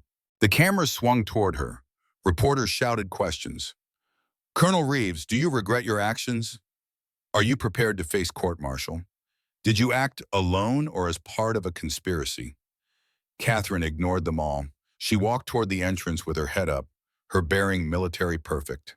At the door, a Marine sentry stood at attention. He was young, maybe 20 years old, a lance corporal with a rifle and a solemn expression. As Catherine approached, he came to attention and saluted. She returned the salute, and then as she passed him, he spoke quietly, just loud enough for her to hear. "Semper Fi, ma'am, thank you." Catherine's step faltered for just a moment. She looked back at the young Marine. He was staring straight ahead, expressionless, giving no indication he had spoken. But she had heard him, and she understood. She was not alone. The institution was trying to crush her. But the warriors who made up that institution, the young Marines and soldiers and sailors and airmen who would fly those F-47s and fight those wars, they understood what she had done. They knew she had protected them. And that made everything worth it. Catherine straightened her shoulders and walked into the Pentagon. Behind her, Cassidy and Rodriguez and the rest of her team followed. Ahead of her, the investigating board waited. The machine was grinding toward her, enormous and implacable. But she was ready. She had her evidence. She had her allies. She had her truth. And she had the knowledge that somewhere a young Marine sentry believed she had done the right thing. That would have to be enough. The doors closed behind her, and the battle for her career, for her reputation, for her legacy began in earnest. The Pentagon hearing room was designed to intimidate. High ceilings, dark wood paneling, American flags flanking a raised dais where the investigating board sat like judges at a trial. 4 officers stared down at the witness table where Catherine would sit. A 4-star general, a 3-star admiral, a 2-star Air Force general, and a civilian from the Department of Defense Inspector General's office. Behind them, the seal of the Department of Defense loomed large, a constant reminder of the institution's power and permanence. Catherine entered this room at precisely 0958, flanked by Captain Rodriguez and accompanied by Cassidy, who had special permission to observe as a retired general officer. The room was already crowded. Congressional staffers in the gallery, JAG officers taking notes, media representatives in a designated section, their cameras trained on the proceedings. And in the front row, sitting with perfect military bearing, 2 men Catherine had not expected to see. One was Tyler Morrison, no longer wearing a general's stars but still in uniform. His face was pale, his jaw tight. He looked like a man who had not slept in days. Beside him sat someone who looked so much like him that the relationship was unmistakable. Marcus Hayward, older, grayer, but with the same bearing, the same arrogant tilt to his chin. Cassidy's Gulf War commander. Morrison's father, the man who had started this generational pattern of ego overriding evidence. Catherine took her seat. Rodriguez sat beside her, arranging documents with practiced efficiency. The 4-star general, whose nameplate read General Arnold Hutchinson, called the hearing to order. This tribunal is convened to investigate allegations of misconduct by Colonel Catherine Reeves, United States Marine Corps. Colonel Reeves, you have been read your rights, and you understand that this proceeding may result in administrative action, including but not limited to reduction in rank, loss of pension, or referral for court-martial. Do you acknowledge this? Yes, sir, Catherine said. Her voice was steady. You are represented by counsel. Captain Rodriguez, are you prepared to proceed? Yes, sir, we are prepared to present our defense and counterclaim that Colonel Reeves acted in accordance with Inspector General regulations in her oath to the Constitution. Hutchinson nodded. We will begin with the allegations. Colonel Reeves, you are alleged to have committed the following violations. 1. Accepting and distributing classified information without proper authorization. 2. Bypassing chain of command in reporting alleged misconduct. 3. Staging a public confrontation with a superior officer designed to maximize embarrassment and media attention. 4. Violating operational security by photographing classified training displays. 5. Coordinating with other officers to undermine a critical defense program. How do you plead to these allegations? Catherine stood. The room went quiet. Sir, I plead that I performed my duty as a Marine Corps officer. I identified fraud in a training exercise that was teaching false information to future commanders. I documented that fraud. I reported it through appropriate channels. And when those channels failed, I presented the evidence publicly to prevent further harm. Every action I took was in service of the mission and in accordance with my oath. That's not a plea, Colonel. Do you admit or deny the allegations? Sir, I admit the facts as stated. I accept that I broke certain regulations, but I deny that I committed misconduct. There is a difference between following regulations and doing what is right. I chose what is right. Hutchinson's expression did not change. We will examine each allegation in detail. The tribunal calls its first witness, Brigadier General Tyler Morrison. Morrison stood and moved to the witness chair. He was sworn in, his hand on a Bible, his voice quiet as he took the oath. Then Hutchinson began the questioning.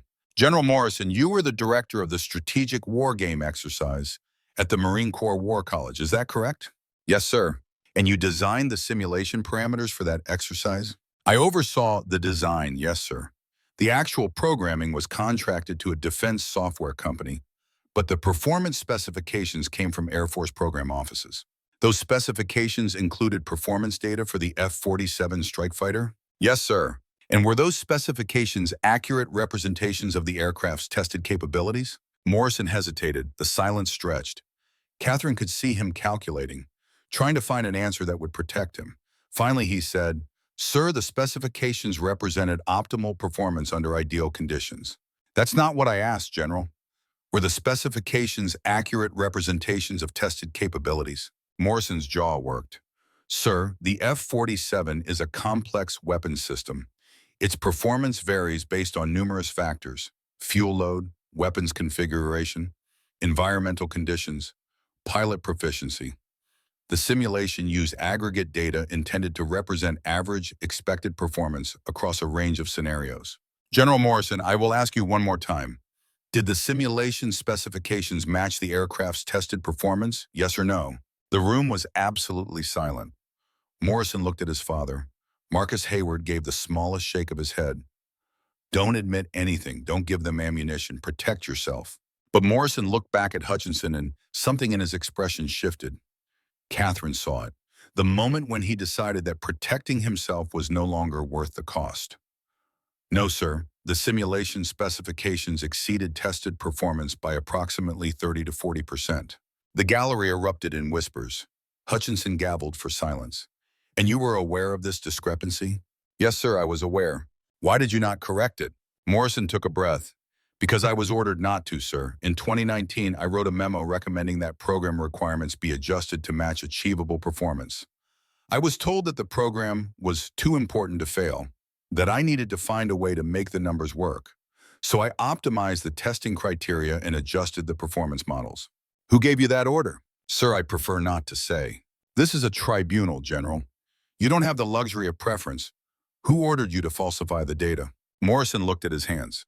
Multiple officers in the Pentagon acquisition chain, multiple executives at Lockheed Martin, multiple congressional staffers who made it clear that funding depended on the aircraft meeting specifications. It wasn't one person, sir. It was the system. Everyone knew the aircraft couldn't meet the original specs, but canceling the program would mean admitting we'd wasted billions of dollars and years of development. So we collectively decided to adjust reality to match our promises. Hutchinson was quiet for a long moment. Thank you for your honesty, General Morrison. You may step down. Morrison returned to his seat. His father would not look at him. Marcus Hayward stared straight ahead, his face rigid with controlled fury. Catherine understood. Morrison had just confessed to fraud in front of cameras and congressional witnesses. He had implicated the entire acquisition system, and he had done it despite his father's signal to stay silent. The tribunal called witnesses throughout the morning. Commander Walsh testified about his test flight experience, presenting data that contradicted the simulation specifications. John Kellerman appeared via video link from a secure location, presenting the Lockheed Martin internal emails that prove contractor fraud. Lieutenant Colonel Mendez walked the tribunal through the source code, explaining exactly how the simulation had been programmed to bypass physics. And then, at 11:30, the tribunal called a witness Catherine had not expected. Marcus Hayward, retired Lieutenant General, United States Army. Hayward took the stand with the bearing of a man who had spent 40 years in uniform. He was 78 years old, but his back was straight and his voice was strong. Hutchinson did not waste time with pleasantries. General Hayward, you retired from active duty in 2005, is that correct? Yes, sir. And since retirement, you have served on the board of directors for Lockheed Martin Corporation? Yes, sir. I was recruited to the board in 2006 based on my extensive acquisition experience. And as a board member, you were involved in oversight of the F-47 program? To some degree, yes, sir. Board members receive briefings on major programs. Were you aware that the F-47 was not meeting its performance specifications? Hayward's expression hardened. Sir, I was aware that the aircraft was experiencing technical challenges common to all complex development programs. I was not aware of any systematic fraud. General Hayward, we have emails from Lockheed Martin executives, including some addressed to you, discussing how to present performance data in ways that would be acceptable to Congress despite known shortfalls. Are you claiming you never received those emails? Sir, I receive hundreds of emails. I may have been copied on discussions about program management without reading every detail. Hutchinson pulled out a document and slid it across to Hayward. This is an email from you to the Lockheed Martin CEO, dated March 2019. In it, you write, and I quote, "The Marines are getting nervous about F-47 performance. We need to ensure any testing data released publicly shows the aircraft in the best possible light. Recommend we adjust the test parameters rather than admit shortfalls that could trigger congressional review." End quote. General Hayward, does that sound like someone who was unaware of fraud? Hayward stared at the email. His face had gone pale. Sir, that was strategic communication advice. I was trying to protect a critical national security program. You were trying to hide evidence of fraud from Congress. That's conspiracy, General Hayward, not strategy. The silence in the room was deafening. Cassidy leaned close to Catherine and whispered, "He's going to take the fifth. Watch." But Hayward did not invoke his Fifth Amendment right against self-incrimination. Instead, he did something unexpected. He stood up, his face flushed with anger, and pointed directly at Catherine. "You want to talk about fraud? Talk about her.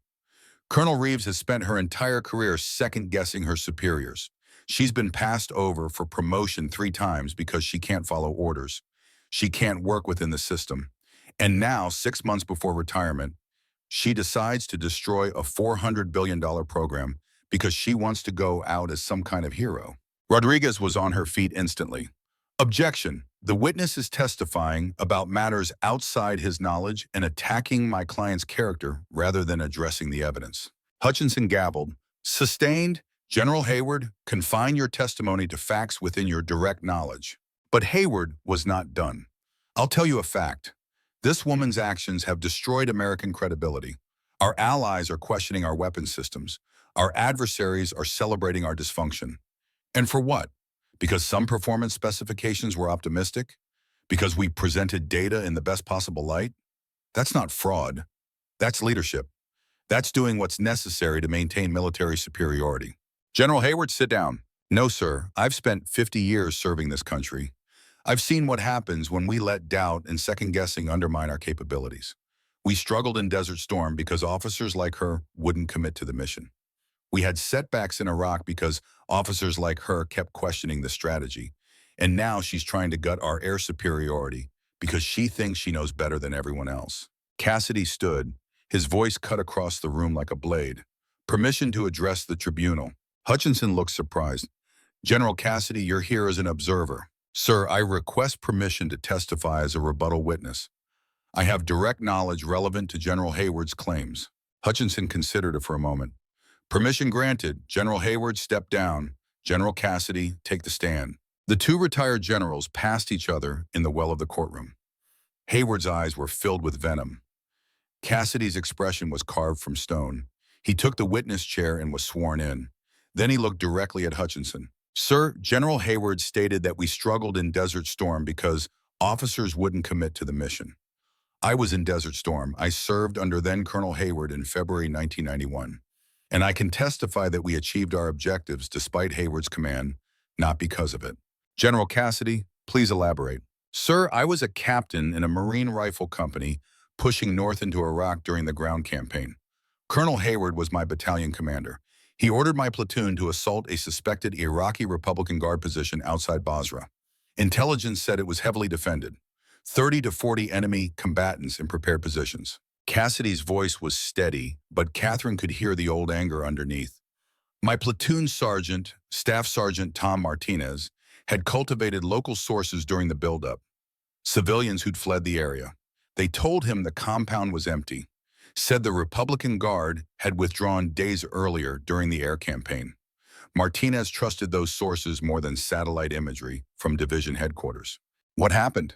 I believed Martinez, but Colonel Hayward didn't. He said we couldn't trust enemy civilians. He ordered us to assault at speed. Heavy fire, shock and awe. I questioned the order. Told him Martinez's sources had been reliable. Told him we should approach cautiously, verify enemy strength before committing. Cassidy paused. Hayward accused me of being timid. Said the Marine Corps didn't win battles by questioning orders. He gave me 2 hours to take that compound or he'd relieve me for refusing to engage the enemy. And we found exactly what Martinez predicted. Empty compound, no Republican Guard, but dozens of artillery shells rigged as improvised explosive devices. Booby traps covering every approach.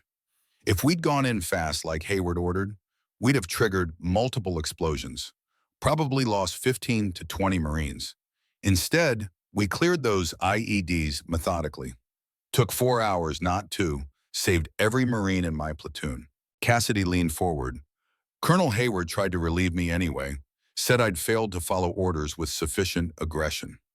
But the regimental commander reviewed the operation and saw that Martinez's intelligence had been accurate.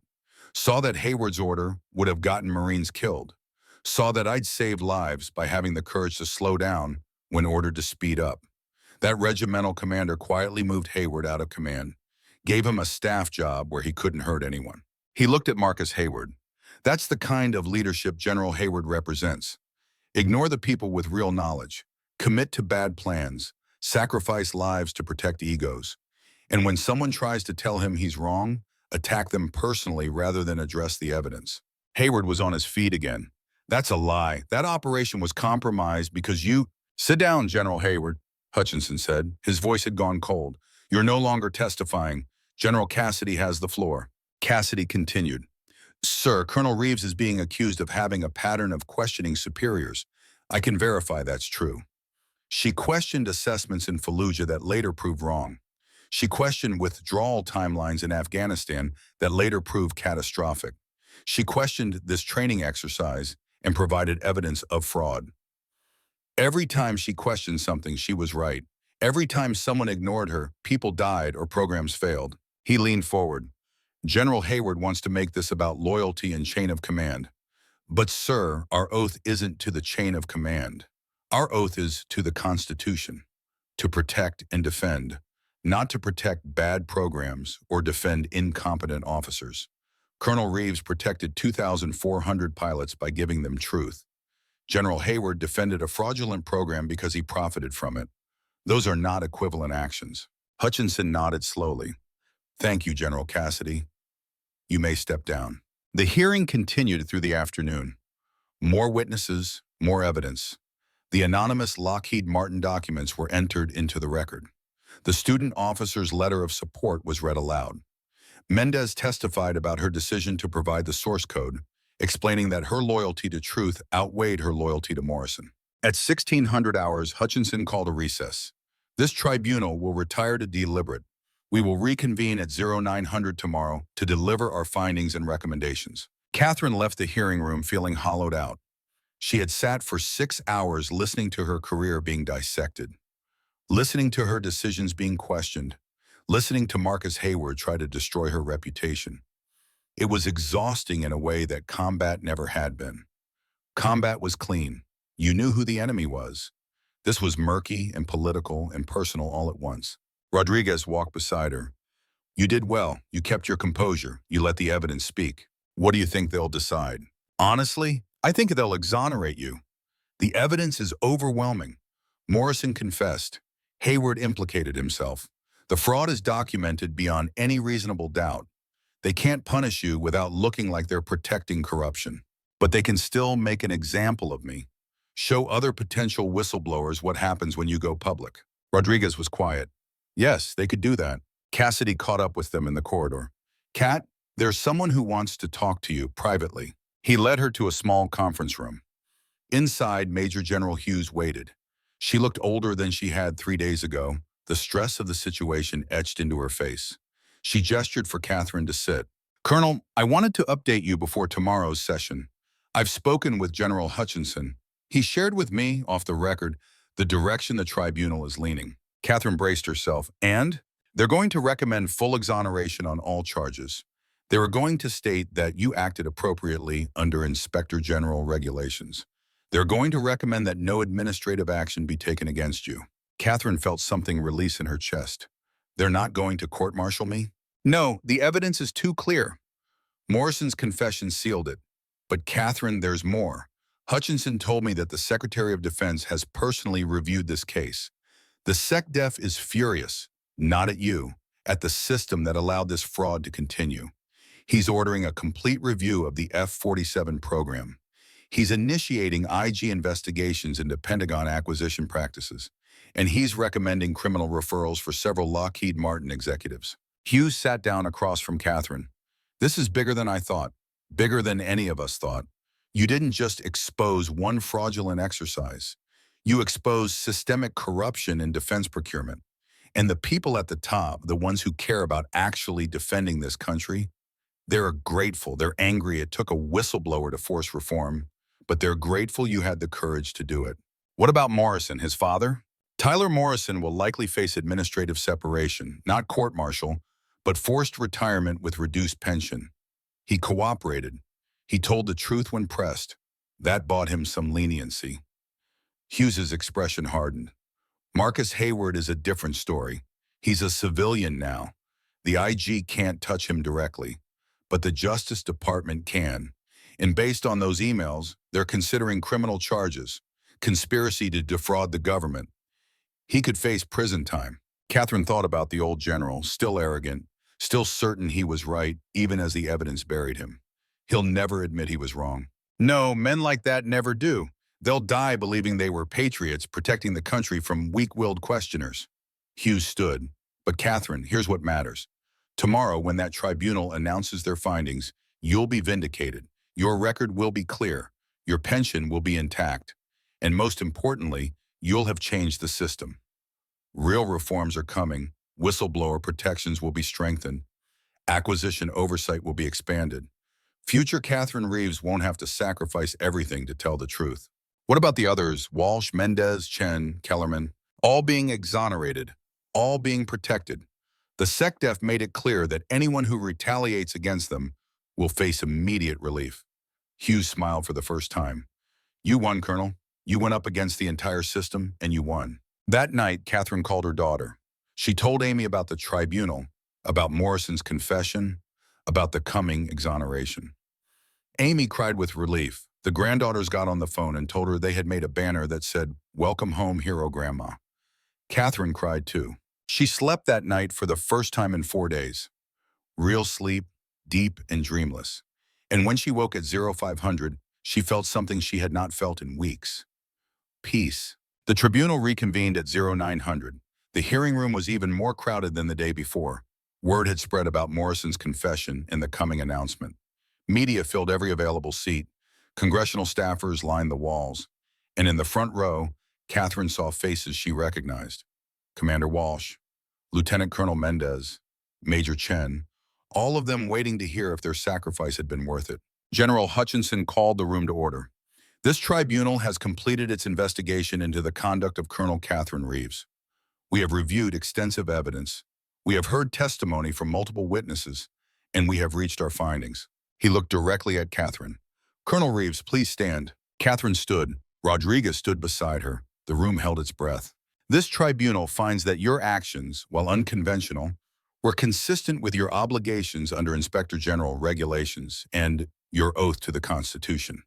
We find that you identified legitimate fraud in a training exercise. We find that you reported that fraud through appropriate channels, and that when those channels failed, you took reasonable steps to prevent further harm. We find that your conduct, rather than being detrimental to good order and discipline, upheld the highest traditions of military service. Hutchinson paused. Therefore, this tribunal recommends full exoneration on all charges. We recommend no administrative action against you. We recommend that you be allowed to retire on your chosen date with full honors and full pension. And we recommend that the Secretary of Defense recognize your service with appropriate commendation. The gallery erupted. Cameras flashed. Reporters shouted questions. Catherine stood frozen, not quite believing what she had just heard.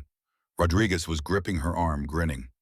Cassidy, in the observer section, nodded once, a small gesture that said everything. You did it. You won. Hutchinson gavelled for silence. Furthermore, this tribunal recommends immediate IG investigations into defense acquisition practices, with particular focus on the F-47 program.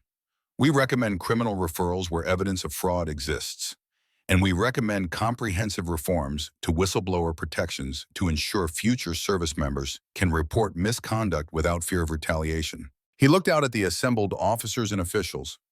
Let the record show that Colonel Reeves did not betray her service. She embodied it.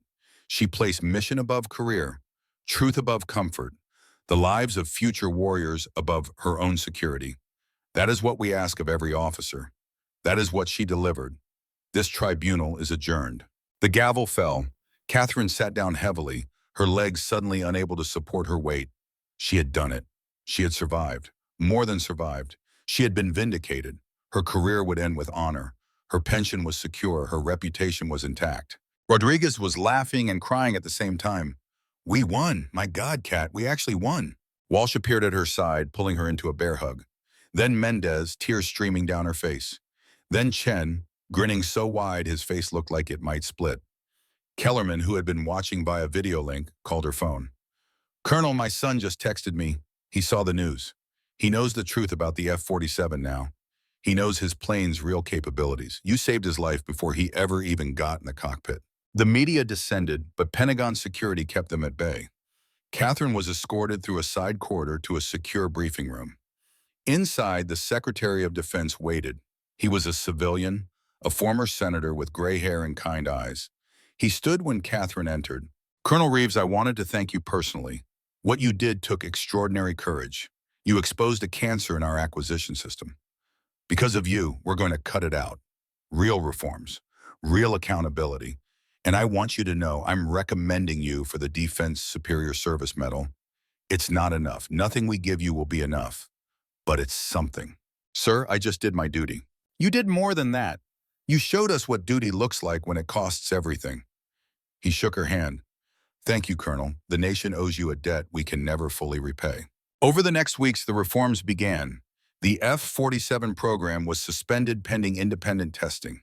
When those tests concluded, the results were made public. The aircraft was good, capable, but it could achieve only 76% of originally promised performance. Lockheed Martin was forced to renegotiate the contract. The order was reduced from 2,400 aircraft to 800. The company paid penalties. 3 executives were indicted on fraud charges. Marcus Hayward was arrested at his home in Virginia. The footage played on every news channel. The old general being led away in handcuffs, still proclaiming his innocence, still claiming he had done nothing wrong. He would eventually plead guilty to conspiracy charges and serve 18 months in federal prison. His military pension was revoked. His reputation was destroyed. Tyler Morrison retired quietly. He released a statement apologizing for his role in the fraud. He acknowledged that he had prioritized his career over his duty. He expressed hope that his example would serve as a warning to future officers. It was a remarkable statement of accountability. Catherine suspected his father had never forgiven him for it. 6 months later, Catherine stood on the parade ground at Camp Pendleton, California. It was her retirement ceremony. Not the small, quiet affair the Pentagon had originally planned. This was a full honors retirement with a Marine Corps band and color guard. 200 attendees filled the viewing stands. Her daughter and granddaughter sat in the front row. Walsh, Mendez, Chen, and Kellerman sat together, all of them in uniform or suits, all of them there to honor the woman who had led them through the fire. Major General Hughes presided. She spoke about courage and integrity, about the difference between following orders and following conscience, about the legacy Catherine was leaving for the next generation of Marines. When she pinned the Defense Superior Service Medal on Catherine's uniform, the assembled officers rose in spontaneous applause. Then it was Catherine's turn to speak. She walked to the podium and looked out at the faces watching her. So many young officers, so many who would face their own moments of truth in the years to come. She had prepared a speech, but standing there, she decided to set it aside. 35 years ago, she began, I raised my right hand and took an oath. I swore to support and defend the Constitution of the United States against all enemies, foreign and domestic. Not to support my career, not to defend my pension, not to protect the institution when it made mistakes, to defend the Constitution. She paused. That oath is hard. It demands things from us. It demands that we tell the truth even when lying would be easier, that we protect the weak even when it costs us, that we choose what is right over what is comfortable. Most of us will serve our entire careers without facing a moment that tests that oath. We'll do our jobs, we'll do them well, and we'll retire with honor. Catherine looked at the young officers in the audience. But some of you will face a moment when you see something wrong and you have to choose. Speak up or stay quiet. Rock the boat or go along. Risk everything or protect yourself. And in that moment, you'll be alone. You'll be scared. You'll wonder if it's worth it. Her voice strengthened. I'm here to tell you it is worth it. Every sacrifice, every hardship, every postponement, because the alternative is living with the knowledge that you stayed silent when you should have spoken, that you protected yourself when you should have protected others, that you valued your career more than the lives of the warriors who would come after you. She looked at Mendez, who had given up her mentor to do what was right, at Chen, who had publicly contradicted a general, at Walsh, who had leaked classified data to save pilots he would never meet. You won't be alone. I thought I would be, but I found allies in unexpected places. Good people who were waiting for someone to go first, someone to show that speaking up was possible. You can be that person. You can go first, and others will follow. Catherine's voice softened. In a few minutes, they're going to retire these colors for me. I'm going to stop being Colonel Reeves and become just Catherine. Just a veteran, just a grandmother. But before I do, I want to say one thing to the young Marines watching this. To the ones who will fly those F-47s knowing their real capabilities. To the ones who will face their own impossible choices. She met their eyes. The truth matters more than your comfort. The mission matters more than your career. The warriors you serve with matter more than your reputation. Remember that. Hold on to it. And when your moment comes, when you have to choose between what is easy and what is necessary, choose necessary. Choose truth. Choose courage, even if it costs you everything. She saluted the colors. The crowd rose and saluted with her. The Marine Corps band played the hymn, and Catherine Reeves walked off the parade ground a civilian for the first time in 35 years. 2 years later, Catherine stood in a classroom at the Marine Corps War College. She had been asked to return as a civilian instructor, teaching a new course called Military Ethics and Institutional Courage. The room was filled with field-grade officers, majors, and lieutenant colonels, all of them watching her with the mix of respect and curiosity that she had come to expect. She was telling them about pressure, about the pressure of water and the pressure of ego, about her mentor's lessons and her own failures, and the moments when she had stayed quiet when she should have spoken. And she was teaching them how to recognize their own moments, how to prepare for them, how to find the courage when it mattered. A young female Marine major raised her hand. Ma'am, what if speaking up destroys your career? What if you do everything right and they still crush you? Catherine smiled. Then you never had a career. You had a job. A career is about legacy, about the change you make that outlasts you. A job is about a paycheck and promotions. Both are valuable, but only one matters when you look back at the end. She pulled up a slide. It showed a photograph of a young F-47 pilot standing beside his aircraft. This is Second Lieutenant Michael Kellerman. He graduated flight school last year. He's flying F-47s off the USS Nimitz. And because of what we exposed, because of the reforms we forced, he knows exactly what his aircraft can and cannot do. He knows his real combat radius, his real sortie limits, his real fuel consumption. When he flies into combat, he makes decisions based on truth, not fantasy. Catherine looked at her students. Lieutenant Kellerman's father is the engineer who leaked the Lockheed Martin documents. His father risked everything to protect him and pilots like him. That's legacy. That's what a career should be about. Not how high you climb, but who you protected on the way up. The class ended. Students filed out, some of them stopping to thank her, others looking troubled as they wrestled with the implications of her lessons. Catherine gathered her materials and prepared to leave. A knock on the open door made her look up. Lieutenant Colonel Sarah Mendez stood there, now wearing the oak leaves of a full colonel. She had been promoted despite her role as a whistleblower. The new Secretary of Defense had made her promotion a priority, sending a message that courage would be rewarded, not punished. Colonel Reeves, do you have a minute? For you? Always. And Sarah, I'm a civilian now. Call me Cat. Mendez smiled. I can't. You'll always be Colonel Reeves to me. The officer who taught me that integrity isn't negotiable. She sat down. I wanted you to know I've been assigned to Pentagon Acquisition Oversight. I'm part of the new reform office. We're implementing whistleblower protections, creating channels for officers to report fraud without fear, building the system you fought for. How's it going? Slowly. The culture is resistant. People are afraid of change. But Kat, every time someone tries to push back, every time someone says we don't need these protections, I pull up the F-47 case. I show them what happens when good officers can't report fraud. I show them Morrison's confession.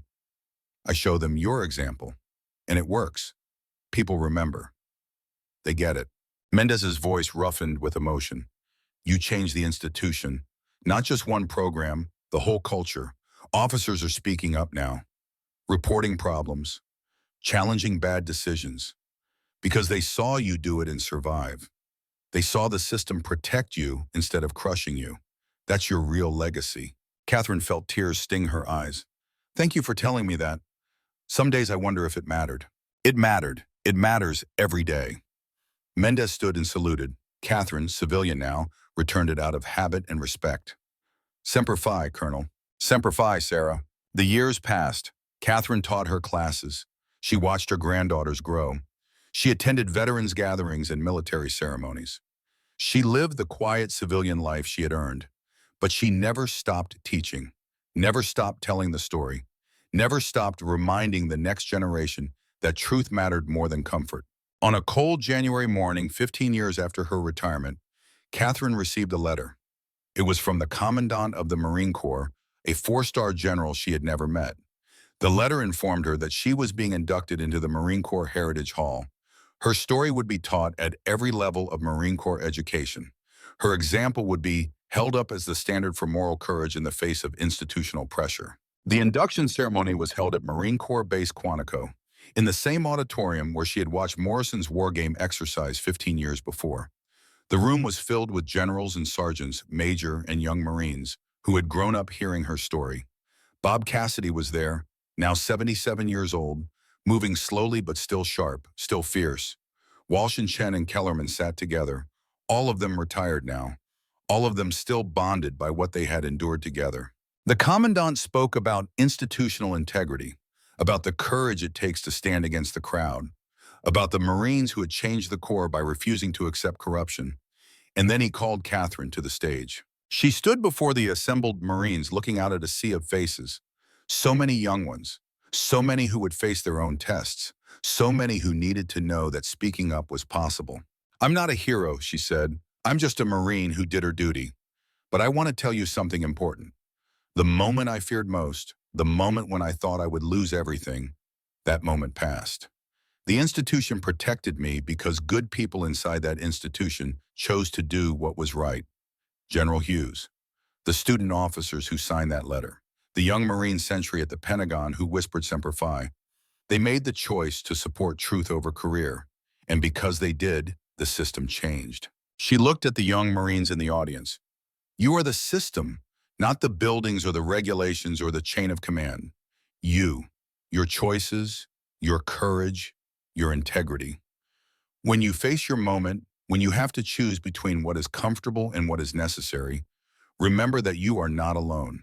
Remember that good people are waiting for someone to go first. Be that someone, go first, and the system will change because you changed it. The commandant presented her with a plaque. Her name would be added to the wall alongside Chesty Puller and Dan Daly and John Basilone, the heroes of the Marine Corps. Catherine held the plaque and felt the weight of it, not the physical weight, the weight of responsibility, the weight of being an example, the weight of knowing that future Marines would look at her name and draw courage from it. After the ceremony, Catherine walked through the War College grounds with Cassidy. He moved slowly now, the cane bearing more weight than it used to, but he still insisted on walking. They made their way to the memorial wall where the names of fallen Marines were inscribed in stone. "Bob, do you think we changed anything that mattered?" Cassidy stopped and turned to face her. "Cat, when I die, they're going to carve my name on a tombstone somewhere. It'll say Robert Cassidy, General, United States Marine Corps. And after a few generations, nobody will remember who I was or what I did. That's fine. That's how it should be." He pointed back toward the Heritage Hall. "But your name is going on that wall, and for as long as there is a Marine Corps, officers will learn about Colonel Catherine Reeves, the intelligence officer who exposed fraud in defense procurement, the whistleblower who changed institutional culture, the Marine who chose truth over career. That's immortality, Cat, not the monuments, the lessons, the example, the courage you gave to people you'll never meet." Cassidy's eyes were bright despite his age. "Did we change anything that mattered?" "Cat, we changed everything that mattered." They stood together in the cold January air, two old warriors who had fought their last battle and won. Around them, young Marines jogged past in formation, their voices calling cadence, their future stretching out before them. Somewhere among them was the next Catherine Reeves, the next officer who would face an impossible choice and find the courage to do what was right. The sun set behind the trees, painting the sky in shades of red and gold. Catherine thought about her husband, killed in Iraq so many years ago, about the 13 Marines who died at Abbey Gate, about all the warriors who had given everything so that others might live free. She had not died for her country, but she had risked everything for it. And in that risk, she had found something more valuable than safety or comfort or a quiet retirement. She had found purpose. She had found meaning. She had found the truth that her oath had promised and her service had demanded, that some things were worth more than self-preservation. That duty was not just a word, but a weight willingly carried. That the hardest battles were not fought on foreign soil, but within the human heart. In the moment when courage and fear collided, and you had to choose which one would define you. Catherine Reeves had made her choice, and the Marine Corps, the institution she had served and challenged and ultimately changed, would carry that choice forward into the future. The next generation would learn her story, would face their own moments, would make their own choices. And some of them, because of her example, would choose truth over comfort, courage over fear, duty over self. That was legacy. That was immortality. That was the meaning she had been searching for through 35 years of service. The stars emerged in the darkening sky above Quantico, the same stars that had shone over Fallujah and Helmand and Kabul, the same stars that would shine over future battlefields where future Marines would fight. Catherine looked up at them and whispered the words that had sustained her through every trial. Semper Fidelis, always faithful, to the core, to the mission, to the truth. And in that faithfulness, she had found everything that mattered. The cold wind blew, the night deepened, and two old warriors walked back toward the lights of the base, their duty done, their legacy secure, their truth eternal. I spent weeks researching this story, and what struck me most wasn't the fraud itself. It was Catherine's choice. She had everything to lose: pension, reputation, peace. Most of us would have stayed quiet, but she chose 2,400 pilots she'd never meet over her own security. Here's my question for you veterans out there. Have you ever faced a moment like this, where speaking up meant risking everything you'd worked for? I'd love to hear your stories in the comments below. And if this resonated with you, hit subscribe. We've got more stories honoring the warriors who chose courage over comfort.